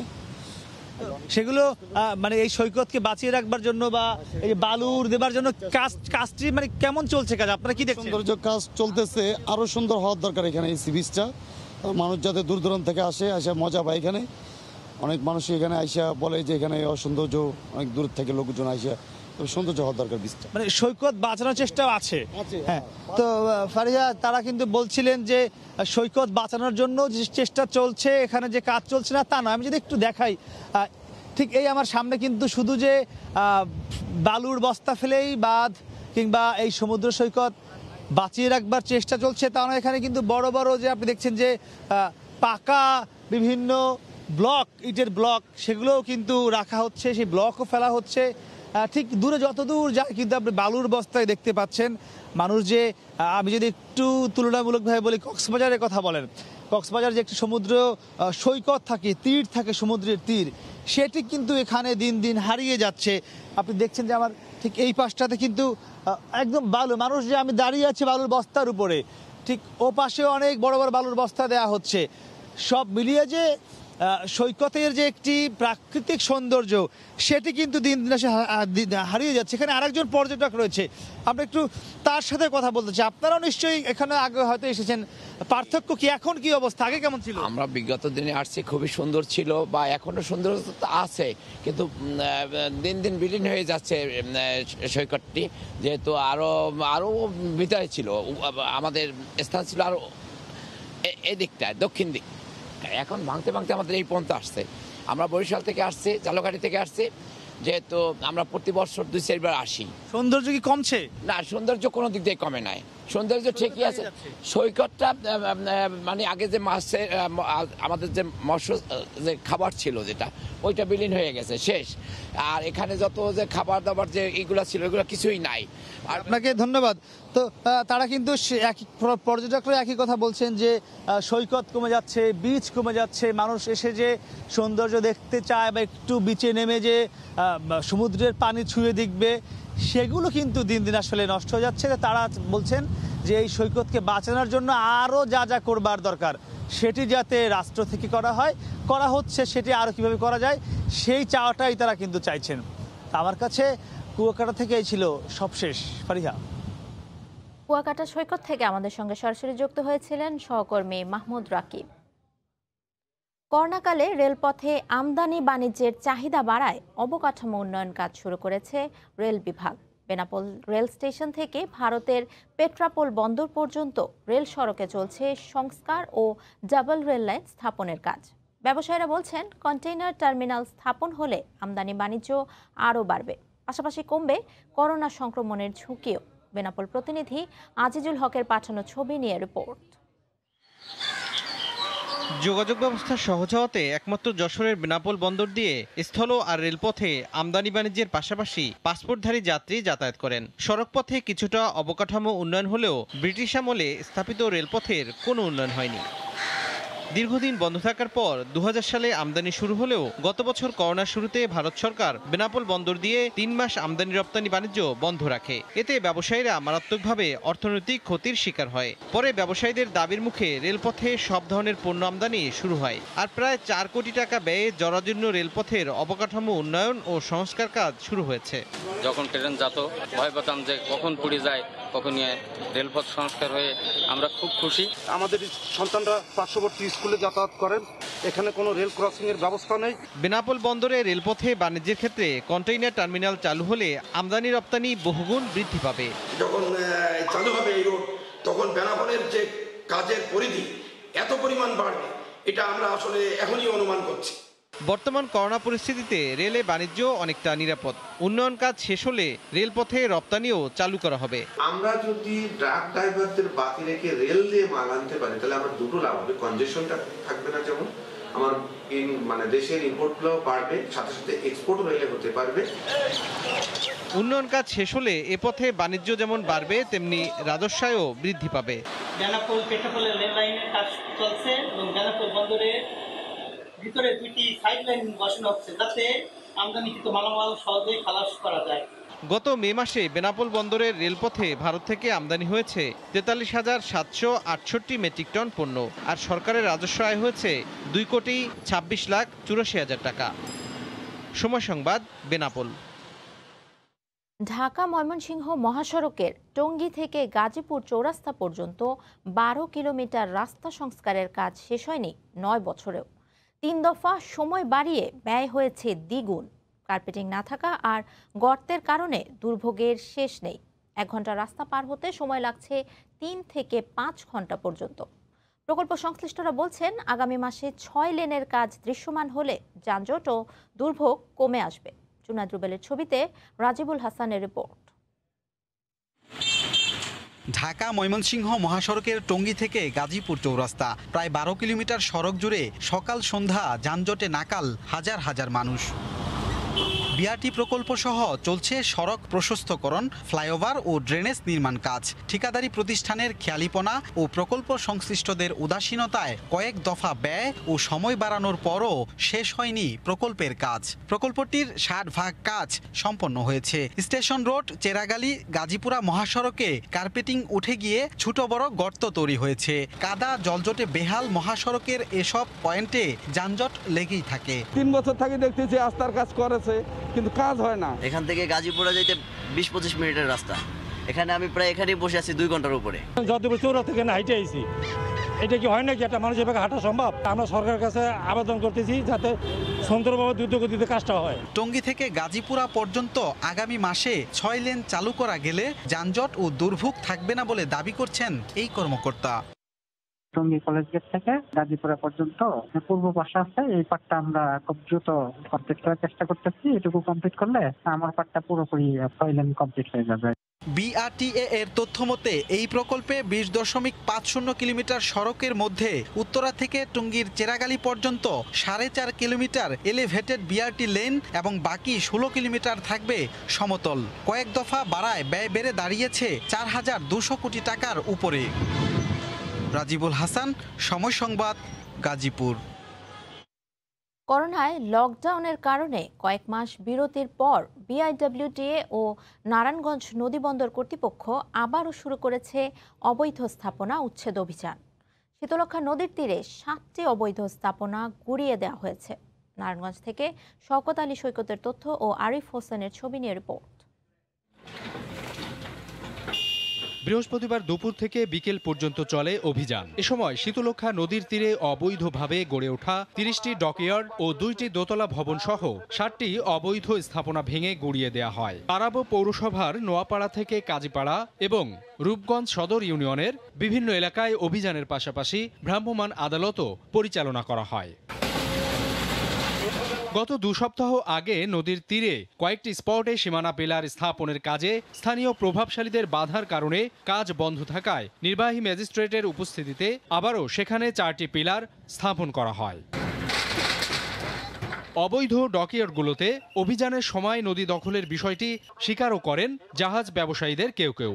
নদীর জায়গার ভিতর যেহেতু পড়ছে, নদী তো অবৈধভাবে কাজ করতেছে, আইনে যেটা হয় আমরা মানি। এই নদীকে স্থায়ীভাবে দখলমুক্ত করতে উচ্ছেদ অভিযান অব্যাহত রাখা হবে বলে জানিয়েছে BIWTA। 30টির মতো ডকইয়ার্ড উচ্ছেদ করেছি, অনেকগুলো অবৈধ ড্রেজার ভেঙেছি। নদীর অপদখল মুক্ত করা এবং সীমানা পিলার পূর্ণাঙ্গ রূপে হওয়া পর্যন্ত অভিযানটি চলমান থাকবে। শীতলক্ষ্যা নদীর 2 তীরে আধুনিক মানের 5000-এর বেশি সীমানা পিলার স্থাপন করা হবে। ইতিমধ্যে 2000 পিলার স্থাপন হয়ে গেছে এবং বাকিগুলোর কাজ দ্রুত গতিতে এগিয়ে চলছে। সময় সংবাদ, নারায়ণগঞ্জ। মুন্সিগঞ্জে পদ্মার রুদ্র মূর্তি ধারণ করায় ভাঙন আতঙ্কে নদী তীরের বাসিন্দারা। পানি উন্নয়ন বোর্ড অস্থায়ীভাবে ভাঙন ঠেকাতে 3 কোটি টাকার বালুর বস্তা ফেলা শুরু করেছে। এই মুহূর্তে সেখানে আছেন রিপোর্টার নাসিরউদ্দিন উজ্জ্বল। সরাসরি চলে যাচ্ছি তার কাছে। উজ্জ্বল, হারিহা পদ্মার এই ভাঙনে কিন্তু এই নদী তীরে মানুষজনের যে আতঙ্ক সেটি কিন্তু আমরা ভোর থেকে এসে লক্ষ্য করছি, এবং এইটি কিন্তু শুধু এই যে এলাকাতে অবস্থান করছি সেটি নয়, পুরো এলাকা জুড়ে এই লৌহজং উপজেলার যে সর্বশেষ পয়েন্ট আছে সেই হলদিয়ার পয়েন্ট থেকে শুরু করে এখানে টঙ্গিবাড়ি উপজেলার দিঘিরপাড় পর্যন্ত অন্তত 9.10 কিলোমিটার এলাকায় কিন্তু ভাঙন দেখা দিয়েছে, এবং সেই ভাঙন প্রবণ এলাকাগুলোকে রক্ষা করবার জন্য কিন্তু এখানকার মানুষজন দীর্ঘদিন ধরে আকুতি করছিলেন।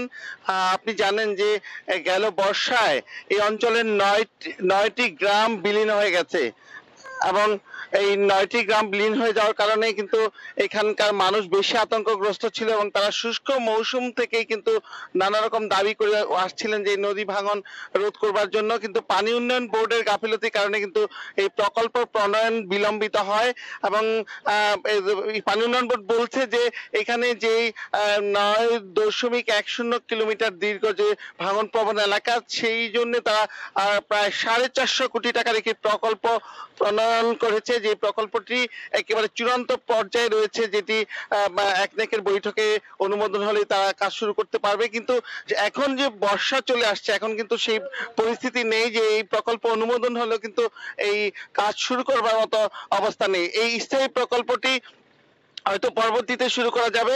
এদিকে স্থানীয় সংসদ সদস্য যিনি আছেন অধ্যাপিকা সাগুপ্তা ইয়াসমিন এমিলি, তিনি বলছিলেন যে এই প্রকল্পটির জন্য তিনি অনেক রকম চেষ্টা করেছেন, কিন্তু নানা রকম জটিলতার কারণে এই প্রকল্পটি দেরি করা হয়, এবং এই প্রকল্পটি তিনি সংশ্লিষ্টদের সঙ্গে কথা বলেছেন, হয়তো 2-1 সপ্তাহের মধ্যে অনুমোদন হতে পারে, কিন্তু তার সুফল কিন্তু এখনই এই অঞ্চলের মানুষ পাচ্ছে না।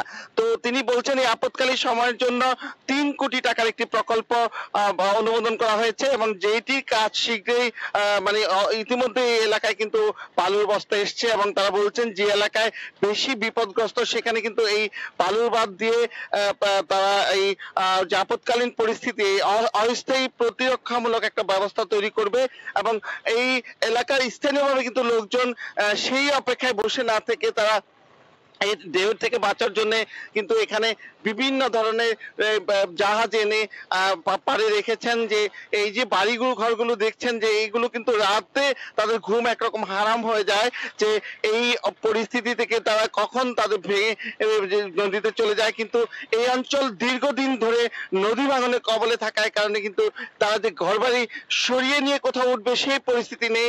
রাস্তার দুপাশ থেকে শুরু করে খালি জায়গাগুলো সব জায়গায় কিন্তু মানুষ এর আশ্রয়ের জায়গা হয়েছে, কিন্তু এই মানুষগুলো যে অনিশ্চিত একটি আতঙ্কের মধ্যে রয়েছে যে তারা কোথায় যাবেন, সেই পরিবেশ পরিস্থিতি কিন্তু তারা বের করতে পারছেন না। এবং এখানকার যে এই 90 দশক থেকে যে ভাঙন শুরু হয়েছে, সেই 90 দশকের ভাঙনে কিন্তু লৌহজং উপজেলা সদর সহ এই অঞ্চলের অন্তত 50টি গ্রাম নদীগর্ভে নিশ্চিহ্ন হয়ে যায় এবং এখানকার যে মানচিত্র সেই মানচিত্র কিন্তু পাল্টে দিতে হয়েছে। এখানকার গ্রামের পাশাপাশি ইউনিয়ন কমে গেছে এবং এই জনপদের যে এলাকা জনপদ সেটি কিন্তু কমে আসছে এবং সরকারি বিভিন্ন প্রতিষ্ঠান, রাস্তাঘাট, স্কুল, কলেজ সেগুলো কিন্তু ক্ষতিগ্রস্ত হয়েছে। তো এই ভাঙন প্রবণ এলাকার মানুষের দাবি হচ্ছে যে দ্রুত সময়ের মধ্যে স্থায়ী প্রকল্প গ্রহণ করে তাদের এই বিপদ থেকে রক্ষা করা। এই ছিল পদ্মার ভাঙনের সর্বশেষ। পদ্মার ভাঙনের সবশেষ খবর জানাতে আমাদের সঙ্গে মুন্সিগঞ্জের পদ্মা নদীর পাড় থেকে সরাসরি যুক্ত হয়েছিলেন রিপোর্টার নাসির উদ্দিন উজ্জ্বল। একটি নদীর বিভক্ত রেখা আর বাধা হবে না দুই জেলার মানুষের যোগাযোগে। ভাঙনের সর্বহারা তিস্তাপাড়ের মানুষের আর হাহাকার থাকবে না। দীর্ঘ প্রতীক্ষার পর নির্মীয়মান 5 পীর চিলমারি তিস্তা সেতু ঘিরে স্বপ্নে বিভোর গাইবান্ধা ও কুড়িগ্রাম জেলার লাখ লাখ মানুষ। গাইবান্ধা থেকে হেদায়েতুল ইসলাম বাবু রিপোর্ট, ক্যামেরায় ছিলেন আতাউল হক সাগর। সুন্দরগঞ্জের পাঁচপীর প্রান্তে প্রস্তুত প্রায় অ্যাপ্রোচ সড়ক। দুটি অ্যাপার্টমেন্টের একটির কাজ শেষ। কাজ শুরুর পর থেকে 4 মাসে 92টি পাইল শেষ করে চলছে 93তম পাইলের কাজ। একটু একটু করে সেতু যতই দৃশ্যমান হচ্ছে ততই আশায় বুক বাঁধছেন তিস্তাপাড়ের মানুষ। এখন মানুষজন একটা নতুন স্বপ্ন দেখতেছে, নতুন জীবন পাচ্ছে, এই এডগেরি আনন্দ। হাজার হাজার হেক্টর জমি আবাদযোগ্য হওয়ার সম্ভাবনা এলাকার মানুষ আশা করতেছে। আসন্ন বর্ষার আগেই 292টি পাইলের অর্ধেক শেষ করার টার্গেট নিয়ে কাজ চলছে। বর্ষার মধ্যেও সেতুর নির্মাণ কাজ চলমান রাখতে প্রস্তুতি ও কর্মপরিকল্পনা দুটোই রয়েছে চীনা ঠিকাদারি প্রতিষ্ঠানের। 3 মাস বা 4 মাস বর্ষার পানি থাকবে, এই সময়টা আমরা গার্ডার কনস্ট্রাকশন করব এবং আমাদের নদী শাসনের যে সিসি ব্লকের কাজ, সেই সিসি ব্লকের কাজ চলবে আমাদের এই কাস্টিং ইয়ার্ডের ভিতরে। সেতু এলাকা পরিদর্শনের পর নির্ধারিত 33 মাসের মধ্যে কাজ শেষ হবে এমন আশাবাদ স্থানীয় জনপ্রতিনিধির। এলজিডি যখন বলবে তাদের দীর্ঘতম সেতু তারা কোথায় করেছে সেটা আমাদের এই তিস্তা সেতু হবে। পাশাপাশি এই সেতুর সাথে সংযোগ সড়ক হিসাবে যে প্রায় 64 কিলোমিটার থেকে 84 কিলোমিটার রাস্তা হওয়ার কথা, সেগুলো খুব বিদ্যুৎ গতিতে আগাচ্ছে।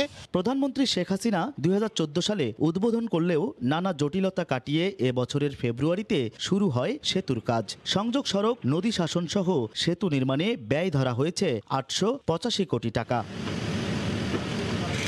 এবার এই তিস্তা সেতুকে ঘিরে ঘুরে দাঁড়াবার স্বপ্ন বুনছেন কুড়িগ্রাম ও গাইবান্ধার বন্যা ভাঙনে সর্বহারা লাখ লাখ মানুষ।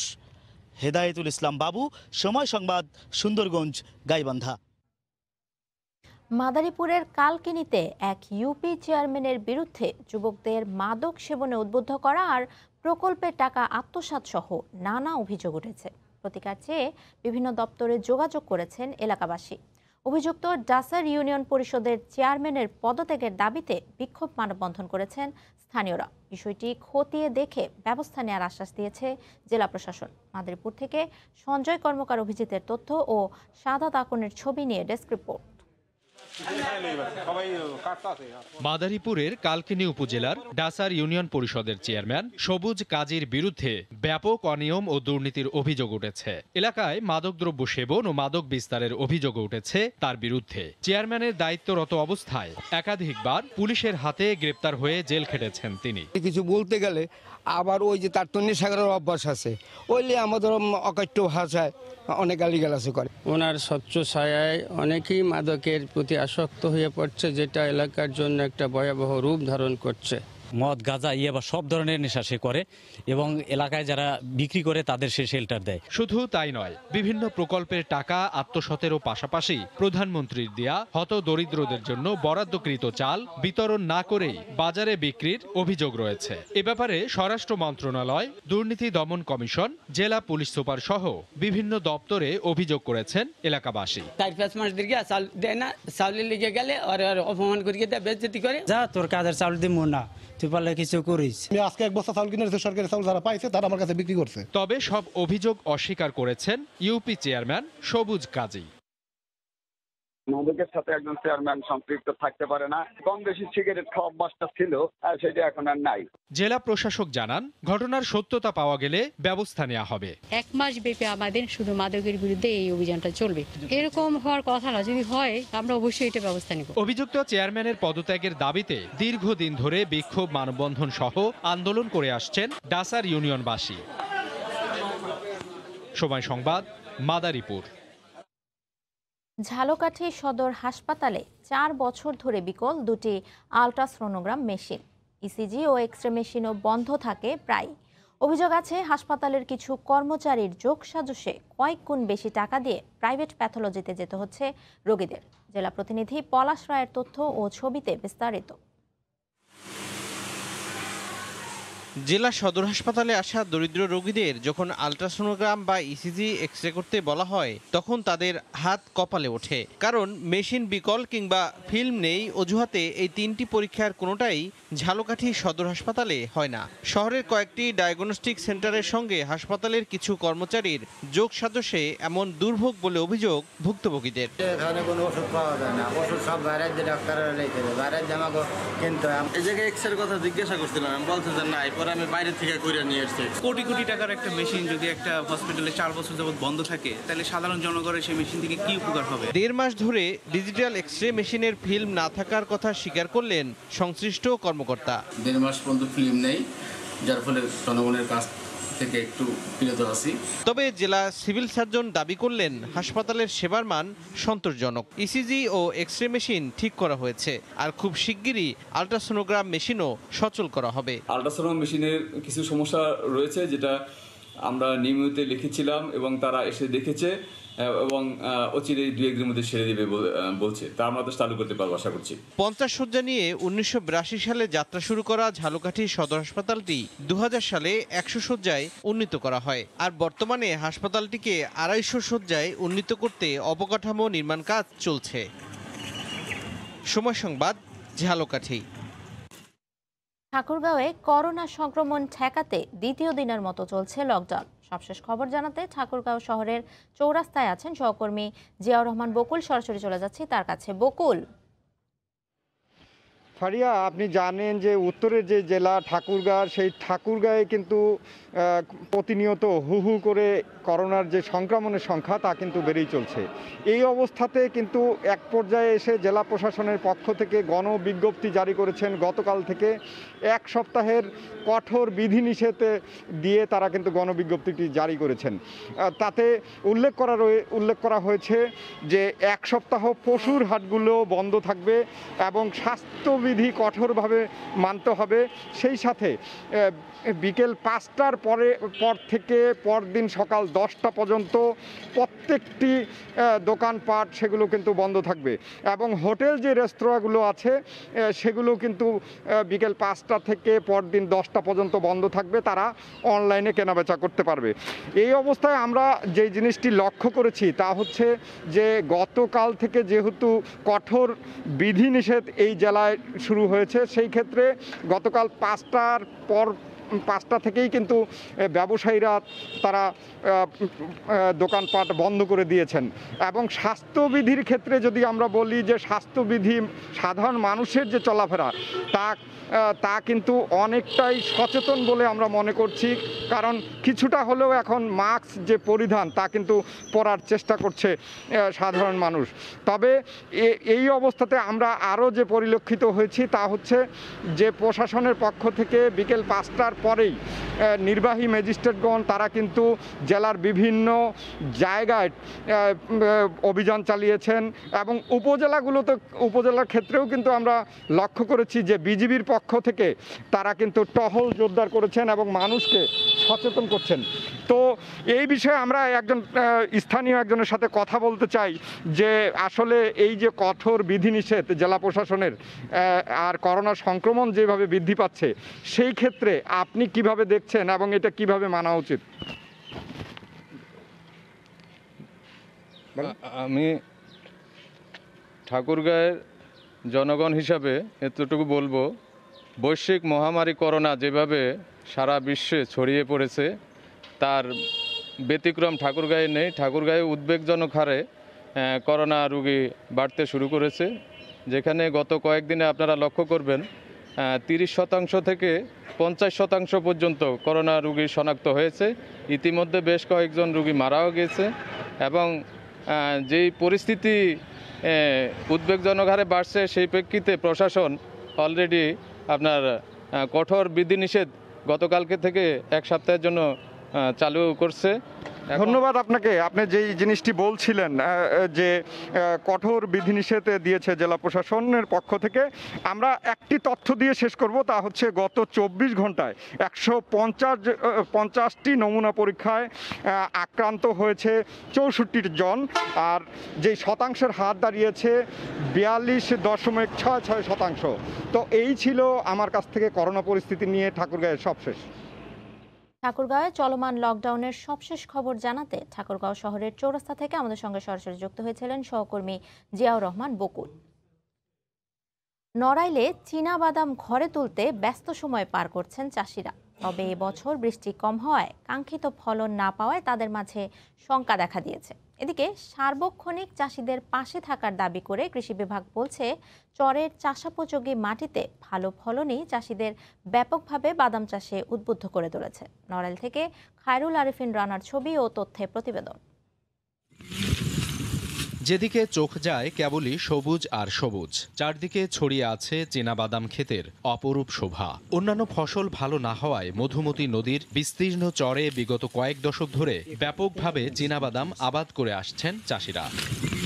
ফলন ভেদে একর প্রতি 20 থেকে 22 মণ পর্যন্ত বাদাম উৎপাদন হলেও এবছর ফলন কমেছে ব্যাপক হারে। উৎপাদন খরচও বেড়ে গেছে কয়েক গুণ। এ অবস্থায় চাষিদের চোখে মুখে দুশ্চিন্তার ভাঁজ। তাই তো মন প্রতি বাদামের ন্যূনতম 4000 টাকা দর নির্ধারণের দাবি তাদের। সেচ দেওয়া লাগিয়েছে মেশিন দিয়ে, তা সরকার যদি বাদামে ভালো দাম 4 থেকে 4500 টাকা দাম দিলে পরা, তাহলে মোটামুটি আমরা বেঁচে থাকতে পারবো। বাদাম ছাড়া আমাদের অন্য কোনো ফসল ভালো হয় না। আমার জন্মের থেকে দেখছি বাপ দাদা বাদাম লাগাচ্ছে, আমিও বাদাম লাগাই। ধান হয়তো হয় অল্প, মানে বাদামের পরে আমাকে সংসার চলে।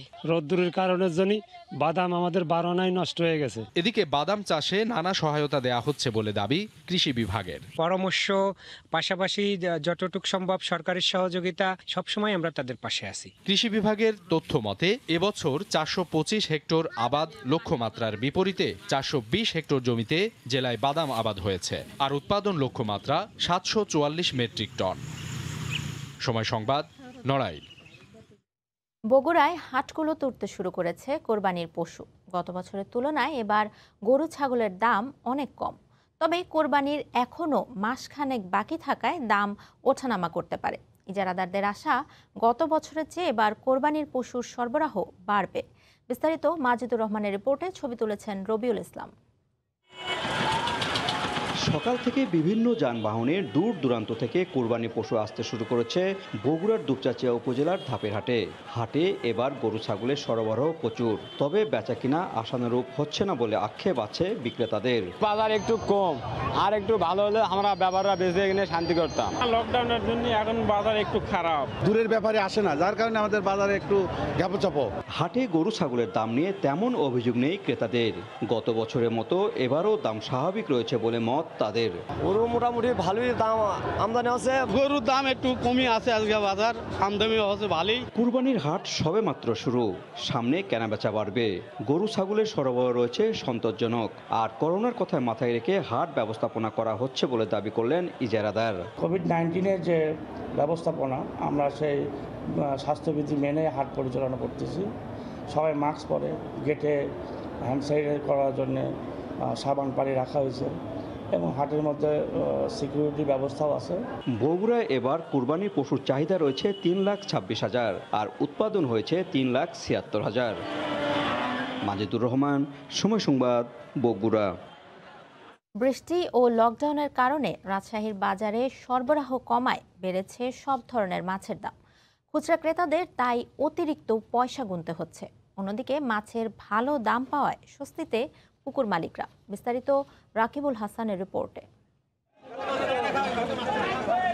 থেমে থেমে নামছে বৃষ্টি, তাতে মাছ ধরতে পারেননি জেলেরা। এছাড়া লকডাউনের কারণেও শহরে আসেননি অনেক মাছ বিক্রেতা। হাতে গোনা কিছু মাছের গাড়ি এসেছে রাজশাহীর বায়া বাজারে। সরবরাহ কম, তাই মাছের নিলামে ভোরবেলা থেকেই চলে খুচরা ক্রেতাদের হুড়োহুড়ি। লকডাউন আর বৃষ্টির কারণে মাছ কম ধরছে, মাছের দামটা অনেক হাই। গেল 3 দিন ধরেই পাইকারি বাজারে বাড়ছে মাছের দাম। প্রকার ও ওজন ভেদে প্রতি কেজি মাছে বেড়েছে 30 থেকে 35 টাকা। এতে বাড়তি দামে মাছ বিক্রি করতে হচ্ছে খুচরা ব্যবসায়ীদের। এখানে দাম বাড়ে গেলে মাছের দাম ওখানে বেড়ে যায়। আজকে 2 কেজি রুই গেল 280, 275, আর 1 কেজি রুই গেল 210, 215। অবশ্য মাছের অব্যাহত দাম বৃদ্ধিতে উৎপাদন খরচ ও পুকুর লিজের টাকা উঠে আসার সম্ভাবনায় খুশি পুকুর মালিকরা। লকডাউনের যে দামটা বর্তমানে আজকে বাজারটা পাওয়া গেছে, ইনশাল্লাহ এভাবে যদি থাকে তাহলে পুকুরওয়ালারা কিছুটা হলেও শোভনীয় বাজার আছে। রাজশাহীর বায়া বাজারে প্রতিদিন 45 থেকে 55 লাখ টাকার মাছ বেচাকেনা হয়। রাকিবুল হাসান, সময় সংবাদ, রাজশাহী। সিরাজগঞ্জের পাইকারি বাজারে বেড়েছে সবজির সরবরাহ, ফলে গত কয়েকদিনের তুলনায় কেজি প্রতি 5 থেকে 15 টাকা পর্যন্ত কমেছে সব ধরনের সবজির দাম। তবে বৃষ্টির কারণে আড়তে পানি জমায় বেচাকেনায় ভোগান্তির কথা জানান আড়তদাররা। রিকুকুণ্ড রিপোর্ট, ছবি তুলেছেন অমৃত সেন। ক্রেতা বিক্রেতার হাক ডাকে জমজমাট সিরাজগঞ্জের পৌর পাইকারি সবজির আড়ত। পটল, বেগুন, শসা, করলা সহ বিভিন্ন ধরনের টাটকা সবজিতে ভরপুর প্রতিটি দোকান। দূর দূরান্ত থেকে পাইকার ও খুচরা ব্যবসায়ীরা এখান থেকে সবজি কিনে নিয়ে যান। আড়তে সরবরাহ ভালো থাকায় দামও কম। কেজি প্রতি 5 থেকে 15 টাকা পর্যন্ত কমে বিক্রি হচ্ছে বিভিন্ন ধরনের সবজি। তবে গেল কয়েকদিনের বৃষ্টির কারণে আড়তে পানি জমে থাকায় বেচাকেনায় ভোগান্তির কথা জানান আড়তদাররা। বেগুন, মুহি, কাঁচামরিচ, পেঁয়াজ, রসুন, আদা, আলু, তারপরে আমও আসতেছে এখন একবারে সস্তা। বৃষ্টি হওয়ার কারণে একটু সবজি তুলতে পারে না গৃহস্থ, অথবা নষ্ট হয়ে যাওয়ার কারণে একটু দাম বাড়ছিল, কিন্তু এখন আবার দাম স্বাভাবিক। আড়তে যে একজন ঢুকবে সে রাস্তাটা এখন বর্তমান নাই। সিরাজগঞ্জে পৌর পাইকারি সবজির আড়তে 100টি দোকানে প্রায় 20 থেকে 25 লাখ টাকার মতো সবজি কেনা বেচা হয়। রিঙ্কু কুণ্ডু, সময় সংবাদ, সিরাজগঞ্জ। নেত্রকোনায় 24 কিলোমিটার ভাঙা রাস্তা দ্রুত সংস্কারের দাবিতে মানববন্ধন হয়েছে। গতকাল দুপুরে দুর্গাপুর উপজেলার 87 ভাঙা ব্রিজের সামনে এই মানববন্ধন করেন স্থানীয়রা। জানান, 2 উপজেলার 24 কিলোমিটার সংযোগ সড়কটি 4 বছর ধরে নির্মাণাধীন রয়েছে। এতে ভোগান্তিতে পড়েছে প্রায় লক্ষাধিক মানুষ। বিষয়টি স্থানীয় প্রশাসনকে অবহিত করলেও কোনো ব্যবস্থা না নেওয়ায় ক্ষোভ প্রকাশ করেন স্থানীয়রা। মৌলভীবাজার শহরের দ্বিতীয় মনু নদীর সেতু প্রস্তাবিত স্থান থেকে সরিয়ে পশ্চিম বড়হাট এলাকায় নির্মাণের দাবিতে মানববন্ধন করা হয়েছে। গতকাল দুপুরে শহরের পূর্ব বড়হাট এলাকায় এই মানববন্ধন করে এলাকাবাসী। এতে জেলার বিভিন্ন স্থানের শতাধিক নারী পুরুষ অংশ নেন। মানববন্ধন থেকে প্রস্তাবিত স্থানে সেতু নির্মাণ হলে প্রায় 250 পরিবার ক্ষতিগ্রস্ত হবে বলে জানান বক্তারা। একই সাথে এলাকায় তীব্র যানজটের সৃষ্টি হবে। এ অবস্থায় মনু নদীর দ্বিতীয় সেতু প্রস্তাবিত বড়হাট এলাকা থেকে সরিয়ে পশ্চিম বড়হাট এলাকায় নির্মাণের জন্য দাবি জানানো হয়। জানমালের নিরাপত্তা নিশ্চিত করতে এবং জনগণের দোরগোড়ায় সেবা পৌঁছে দেওয়ার লক্ষ্যে কিশোরগঞ্জে উদ্বোধন করা হলো জেলা পুলিশের বিট পুলিশিং কার্যক্রম। গতকাল দুপুরে শহরের শোলাকিয়ায় কার্যক্রম উদ্বোধন করেন পুলিশ সুপার মাশরুকুর রহমান খালেদ। এ সময় বিট অফিসার ও থানার ভারপ্রাপ্ত কর্মকর্তার মুঠোফোন নম্বর সম্বলিত স্টিকার মানুষের বাড়ি বাড়ি লাগিয়ে দেওয়া হয়। পরে নাগরিক সমাবেশের আয়োজন করা হয়। সমাবেশে নাগরিক সেবা সহজ করতে বিট পুলিশিং কার্যক্রম অব্যাহত থাকবে বলে জানান পুলিশ কর্মকর্তারা। কার্যক্রমের অংশ হিসেবে কিশোরগঞ্জে 108টি ইউনিয়ন ও 8টি পৌরসভায় 114টি বিট স্থাপন করা হয়েছে।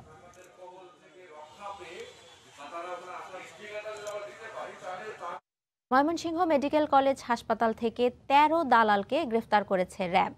গতকাল সকালে আটকদের 1 মাসের কারাদণ্ড দেয় ভ্রাম্যমাণ আদালত। ভুক্তভোগীরা জানান, রোগীদের নানা কৌশলে ময়মনসিংহ মেডিকেল কলেজ হাসপাতাল থেকে আশেপাশের বিভিন্ন প্রাইভেট হাসপাতাল ও ডায়াগনস্টিক সেন্টারে নিয়ে যায় একটি চক্র। উন্নত চিকিৎসার কথা বলে টাকা হাতিয়ে নেয় তারা।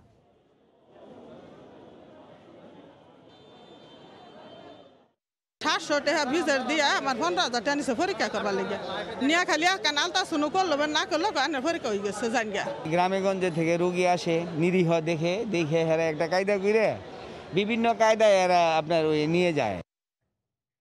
শরীয়তপুরের গোসাইরহাট ও ডামুডা উপজেলায় মেঘনা ও শাখা নদীর ভাঙন ঝুঁকিতে থাকা 15 কিলোমিটার এলাকার নদী তীর পরিদর্শন করেছেন স্থানীয় সংসদ সদস্য ও পানি উন্নয়ন বোর্ডের কর্মকর্তারা।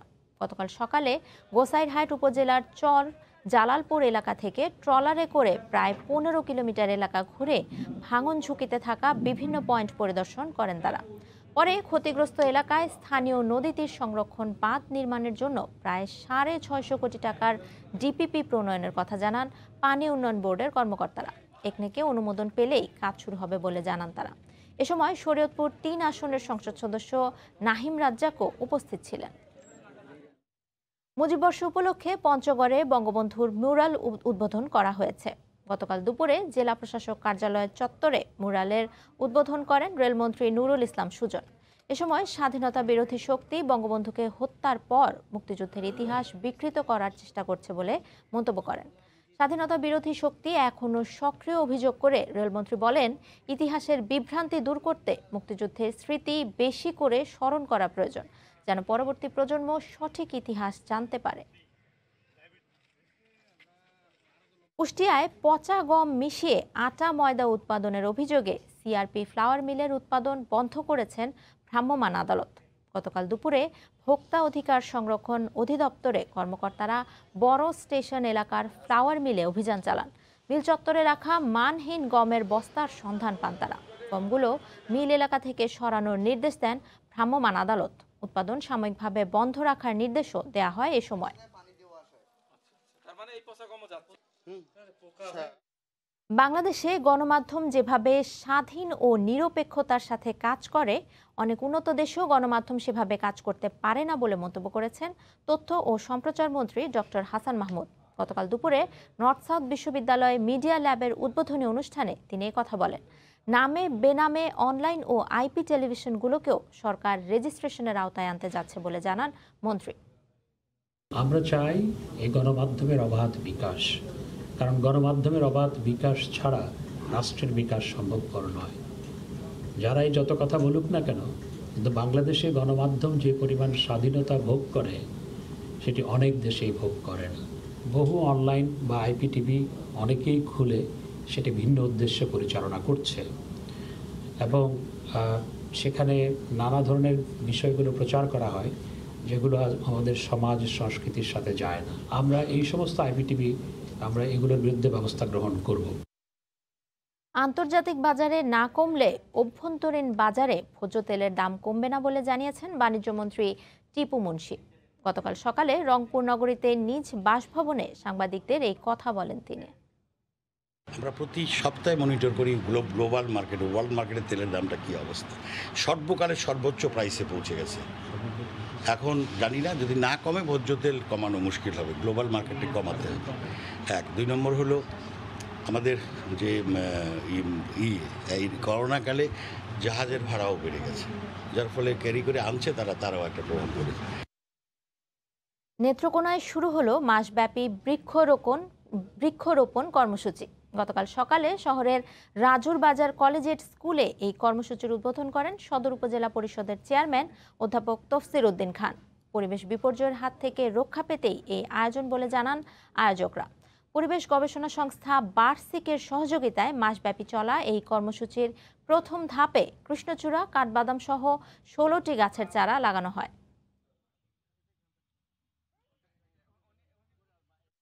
মাছ ধরায় নিষেধাজ্ঞার কারণে চট্টগ্রামের বাজারে দেখা দিয়েছে সামুদ্রিক মাছের সংকট। এ বিষয়ে বিস্তারিত জানাতে নগরীর ফিশারিঘাট এলাকায় আছেন সহকর্মী পার্থপ্রতিম বিশ্বাস। সরাসরি চলে যাচ্ছি তার কাছে। পার্থ, ধন্যবাদ। আমরা এখন আছি নগরীর ফিশারি ঘাটে। 65 দিন মাছ ধরা বন্ধে নিষেধাজ্ঞা থাকার কারণে চট্টগ্রামের ফিশারি ঘাটে আমরা দেখছি মাছের সংকট দেখা দিয়েছে। অন্যান্য স্বাভাবিক সময়ে আমরা দেখি বাজারে প্রচুর ক্রেতা এবং বিক্রেতাদের পদচারণায় মুখরিত থাকে, তবে এখন মাছ ধরা বন্ধে নিষেধাজ্ঞা থাকার কারণে সেই চিত্রে কিছুটা ভাটা পড়েছে। এখন দেশি মাছের প্রচুর চাহিদা রয়েছে, বিভিন্ন জায়গা থেকে প্রচুর দেশি মাছ আসছে। আজকে আমরা দেখছি চট্টগ্রামের এই ফিশারি ঘাটে আমরা দেখছি প্রচুর দেশি মাছ রয়েছে। দেশি মাছের মধ্যে পাঙ্গাস, রুই, কাতাল থেকে শুরু করে বিভিন্ন জাতের মাছ রয়েছে। শুধু দেশি মাছই নয়, আমরা দেখছি বিশেষ করে বার্মা থেকেও কিন্তু প্রচুর মাছ এই বাজারে এসেছে। তবে সামুদ্রিক মাছের যেহেতু প্রচুর চাহিদা রয়েছে, গত 20 মে থেকে 23 জুলাই পর্যন্ত 65 দিন মাছ ধরা বন্ধ রয়েছে, আরও প্রায় 1 মাসের মতো মাছ ধরা বন্ধ থাকবে। সেক্ষেত্রে এখানকার যারা মাছের বিক্রি করেন, ব্যবসা করেন, তারা আমাদেরকে জানিয়েছেন মাছ ধরা বন্ধে থাকার কারণে বাজারে সামুদ্রিক মাছ নেই বললেই চলে, যে কারণে অল্প পরিমাণ আগের জমানো সামুদ্রিক মাছ রয়েছে সেগুলো অনেকটা বাড়তি দামেই কিন্তু বাজারে বিক্রি হচ্ছে। যেসব মাছ অন্যান্য স্বাভাবিক সময়ে সামুদ্রিক মাছ, চাপিলা, লাইকা, সুরমা, কৈকোরাল বিক্রি হতো সেগুলো এখন প্রায় 100-200 টাকা আরও বাড়তি দামে বিক্রি হচ্ছে। আপনারা দেখছেন প্রচুর দেশি মাছ রয়েছে, চিংড়ি মাছ রয়েছে, দেশি মাছের মধ্যে রুই কাতাল রয়েছে, ব্রিকেট মাছ রয়েছে। এইসব মাছ কিন্তু দেশের চট্টগ্রামের বিভিন্ন জায়গা থেকে কিন্তু এখানে এসেছে এবং আমরা দেখছি ক্রেতারা যারা আসছেন তারাও কিন্তু প্রচুর দেশি মাছ কিনছেন এবং দেশি মাছের চাহিদা এখানে প্রচুর রয়েছে। একটু জানিয়ে রাখি, আসলে যখন বাজারে স্বাভাবিক অবস্থা থাকে, বিশেষ করে মাছ ধরা নিষেধাজ্ঞা কেটে গেলে বাজারে আবার তার আগের রূপে ফিরে আসবে, এমনটি কিন্তু আমাদেরকে জানিয়েছে এখানকার যারা মাছ ব্যবসা করেন তারা আমাদেরকে জানিয়েছেন 65 দিন কেটে গেলে জেলেরা সাগরে মাছ ধরতে গেলে এবং মাছ ধরে ফেরত আসার পরে বাজারে বিভিন্ন ধরনের মাছ পাওয়া যাবে। এই মুহূর্তে বাজারে কিছুটা মাছের সংকট রয়েছে। এখন যেসব মাছ দেখা যাচ্ছে, যেসব সামুদ্রিক মাছ রয়েছে সেগুলো হয়তো বেশ কিছুদিন বিভিন্ন জায়গায় রাখার পরে সেগুলো এনে এখানে বিক্রি করা হচ্ছে। তো কিন্তু আসলে তাজা মাছের যে স্বাদ, সেই স্বাদটুকু যদি আমাদের নিতে হয় তাহলে আরও কিছুদিন অপেক্ষা করতে হবে। তবে বাজারে মাছের দাম প্রচুর চড়া। যারা বিভিন্ন জায়গা থেকে বিশেষ করে ক্রেতারা এখানে মাছ কিনতে এসেছেন তারা অভিযোগ করে বলেছেন সামুদ্রিক মাছে আসলে হাত দেওয়া যাচ্ছে না। তার কারণ একটি হচ্ছে বাজারে সামুদ্রিক মাছ যেহেতু নেই, মাছ ধরা বন্ধ, সমুদ্রে 65 দিন মাছ ধরা বন্ধ থাকার কারণে এখানকার যারা মৎস্য ব্যবসায়ী রয়েছেন তারা বলছেন কিছুটা কষ্ট সহ্য তো করতেই হবে। বাজারে অল্প পরিমাণ সামুদ্রিক মাছ থাকার কারণে তার দাম অনেক বেশি। তবে আমরা কিছু ইলিশ দেখতে পেয়েছি, সেগুলো হচ্ছে মেঘনার ইলিশ, এখানে চাঁদপুরের ইলিশ, নোয়াখালীর ইলিশ বলে এইসব বিক্রি হচ্ছে। তবে এইসব ইলিশের দাম অনেকটাই বেশি। তবে সাগরে মাছ ধরা শুরু হলে আবার যদি ইলিশ ধরা পড়ে রূপালী ইলিশে ভরে উঠবে নগরী ফিশারি ঘাট, সেই প্রত্যাশাই করছেন এখানকার ব্যবসায়ীরা। যে পরিমাণ অল্প ইলিশগুলো এখানে বিক্রি হচ্ছে, আজকে আমরা দেখছি কেজি প্রতি 900 বা 1000 করে বিক্রি হচ্ছে। অন্যান্য স্বাভাবিক সময়ে যে ইলিশগুলো আমরা দেখি 500-600 করে বিক্রি হয়। তো সেক্ষেত্রে বলা যায় বাজারে মাছের যে 65 দিন মাছ ধরা বন্ধে নিষেধাজ্ঞা, সেই কারণে বাজারে প্রচুর আসলে মাছের দাম রয়েছে। সেক্ষেত্রে ক্রেতাদের মধ্যে কিছুটা অসন্তুষ্ট রয়েছে। নগরের এই ফিশারি ঘাট থেকে পুরো বাংলাদেশেই কিন্তু মাছ সরবরাহ করা হয় এবং চট্টগ্রামের যেসব স্থানীয় বাজার রয়েছে, মাছের বাজার রয়েছে, সেখানেও কিন্তু এই মাছগুলো সরবরাহ করা হয় এবং সেই কারণেই আমরা দেখতে পাচ্ছি প্রচুর ক্রেতা এবং বিক্রেতাদের পদচারণায় এই মুহূর্তে মুখরিত নগরী ফিশারি ঘাটের বাজার। তবে 65 দিনের এই মাছ ধরা নিষেধাজ্ঞা যদি কেটে যায় বাজারের আবার স্বাভাবিক অবস্থা ফিরে আসবে, দামও যেমন কমে আসবে। জেলেরা যদি সাগরে মাছ ধরতে যায় রূপালী ইলিশ ধরে আনবে, এই প্রত্যাশাই রয়েছে এখানকার ব্যবসায়ীদের। তো এই ছিল আমার কাছে এখনো পর্যন্ত নগরী ফিশারি ঘাট থেকে এখানকার সর্বশেষ খবর। চট্টগ্রামে নগরীর ফিশারিঘাট এলাকা থেকে আমাদের সঙ্গে সরাসরি যুক্ত হয়েছিলেন সহকর্মী পার্থপ্রতিম বিশ্বাস। ফ্রান্স সহ ইউরোপের সব দেশেই দ্রুত গতিতে করোনা পরিস্থিতির উন্নতি হওয়ায় তুলে দেওয়া হচ্ছে বিধিনিষেধ। দেশটিতে কারফিউ তুলে দেওয়ার পাশাপাশি পর্যায়ক্রমে অন্যান্য বিধিনিষেধও তুলে দেওয়ার কথা জানানো হয়েছে। এদিকে বাইরে মাস্ক পরিধান বাধ্যবাধকতা তুলে নেয় উচ্ছ্বসিত সাধারণ মানুষ। তবে এতে অভ্যস্ত হতে আরও সময় লাগবে বলে জানিয়েছেন তারা। ফ্রান্স সহ ইউরোপের অন্যান্য দেশ, Spain, Italy, Switzerland, Belgium, Portugal সহ সব দেশেই মোটামুটি করোনা পরিস্থিতির দ্রুত উন্নতি করছে, যে কারণে দেশগুলোর কর্তৃপক্ষ করোনার কারণে যে নানারূপ বিধিনিষেধ আরোপ করেছিল পর্যায়ক্রমে সেগুলো তারা এখন তুলে দিচ্ছে। ফ্রান্সে এখন থেকে বাইরে আর সাধারণ মানুষের জন্য মাস্ক পরিধান বাধ্যতামূলক নয়। সেই সাথে রাত 11টার পর যে কারফিউ জারি ছিল সেটিও তুলে দেওয়া হচ্ছে।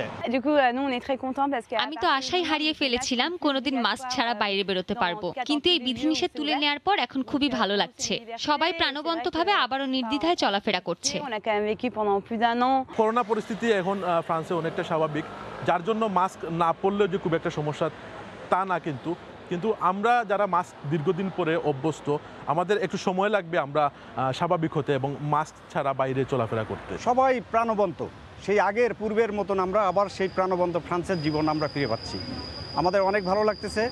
আমরা চাই আরও সুন্দরভাবে আমরা পৃথিবীটাকে আরও সুন্দরভাবে আবার জন্য সেই পূর্বের মতন করে আমরা চলাফেরা করতে পারি।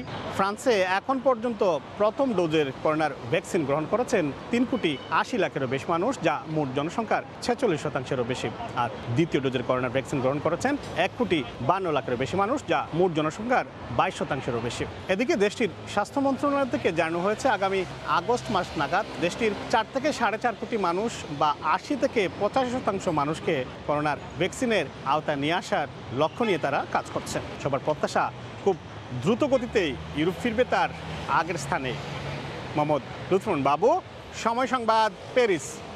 সামনে কোরবানির ঈদ, তাই খামারিরা ব্যস্ত তাদের দীর্ঘদিন ধরে লালন পালন করা পশুদের নিয়ে। মুন্সিগঞ্জের টঙ্গীবাড়ি উপজেলার সোনারং গ্রামের শরীফ ঠালের দাবি তার ব্ল্যাক ডায়মন্ড ষাঁড়টি দেশ সেরা। 5 বছরে তার ওজন দাঁড়িয়েছে 40 মণ। উন্নত জাতের বিশাল এই ষাঁড়টিকে ঘিরে মানুষের কৌতূহলের শেষ নেই। আবু সাইদের ক্যামেরায় বিস্তারিত নাসির উদ্দিন উজ্জ্বলের রিপোর্টে। ব্ল্যাক ডায়মন্ড জন্মের পর কালো বর্ণের ষাঁড়টির শরীরের আকার ও ওজন দেখে বিস্মিত হয়ে এ নাম রাখেন মালিক শরীফ ঢালি। নিজ বাড়িতে জন্ম নেওয়া ষাঁড়টিকে পরম মমতায় 5.5 বছর ধরে লালন পালন করছেন। তার খাবারের মেনু যেন হাতির খোরাক। প্রতিদিন প্রায় 1.5 মণ খাবার খায় ষাঁড়টি। তাকে বের করতে হলে কমপক্ষে 5 জন দক্ষ এবং সাহসী লোকের দরকার হয়। সিমেন্ট ব্যবহারে শরীফ ঢালির খামারের গাভী থেকে জন্মের পরই ষাঁড়টির ওজন ছিল প্রায় 80 কেজি। এইবারের কোরবানির জন্য বাংলাদেশে যে ষাঁড় গরুগুলি তৈরি হয়েছে তার মধ্যে আমার গরুটা নাম্বার 1। মোটা তাজা নয়, নিজস্ব পরিচর্যায় এটি পালন করা হয়। প্রাকৃতিক পরিবেশে লালন পালন করা হয়েছে এবং আমাদের প্রাণী সম্পদ অফিস থেকেই আমাদের সার্বিক সহযোগিতা সবসময় আমরা দিয়ে থাকি। ষাঁড়টি নিয়ে এই এলাকার মানুষের কৌতূহলে শেষ নেই। মোবাইলে ফেসবুকে আমরা বড় বড় গরু দেখে আসতেছি, কিন্তু আমাদের এলাকায় যে এখানে একটা সুন্দরভাবে একটা গরু পুষেছেন, হ্যাঁ, এটা আমরা গর্ববোধ করি। তারপর 3 টাইম খাবার দিতে হয়, সকাল 10টায়, দুপুর 1টায়, বিকাল 5টায়। এটাকে আমরা প্রত্যেক দিন এটার 2 বার করে গোসল করানো হয়। এটাকে আমরা মনে করেন 24 ঘন্টা মশারিতে রাখা হয়। 5.5 বছর বয়সী ব্রহ্মা জাতের ষাঁড়টির উচ্চতা 5 ফুট 8 ইঞ্চি আর ওজন প্রায় 1600 কেজি বা 40 মণ। প্রাকৃতিক পদ্ধতিতে পালনকৃত 9 ফুট দীর্ঘ এই ব্ল্যাক ডায়মন্ডের দাম হাঁকা হচ্ছে 25 লাখ টাকা। মুন্সিগঞ্জের সোনারং থেকে নাসির উদ্দিন উজ্জ্বল, সময় সংবাদ। ভোরের সময়ের শীর্ষ সংবাদ জানিয়ে দিচ্ছি আরেকবার। যুক্তরাষ্ট্রের উদ্দেশ্যে ঢাকা ছাড়লেন সাকিব আল হাসান। পায়ে বাবলের ক্লান্তি কাটাতেই পরিবারের কাছে যাওয়ার সিদ্ধান্ত। জিম্বাবুয়ে সফরে ফিরবেন দলে।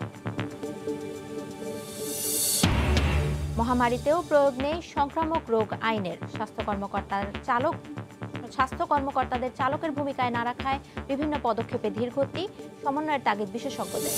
নিউরো সার্জারি কোনো ডাক্তারই নাই, যাওয়ার পরে দেখা যায় ডাক্তার নাই, ওখানটি পাঠাইলো অন্যজনের কাছে, এখানেও গেলাম নাই। 1.5 বছর পর্যন্ত এই ইউনিট নাকি বন্ধ আছে। রাজধানীতে সরকারি হাসপাতালে সেবা যেন ডুমুরের ফুল। চট্টগ্রামে প্রেসক্রিপশন দেখলেই ঝাঁপিয়ে পড়ে ওষুধ কোম্পানির প্রতিনিধিরা। অসুস্থ প্রতিযোগিতার বলি রোগীরা। এই ছিল ভোরের সময়। সঙ্গে থাকুন সময়ে।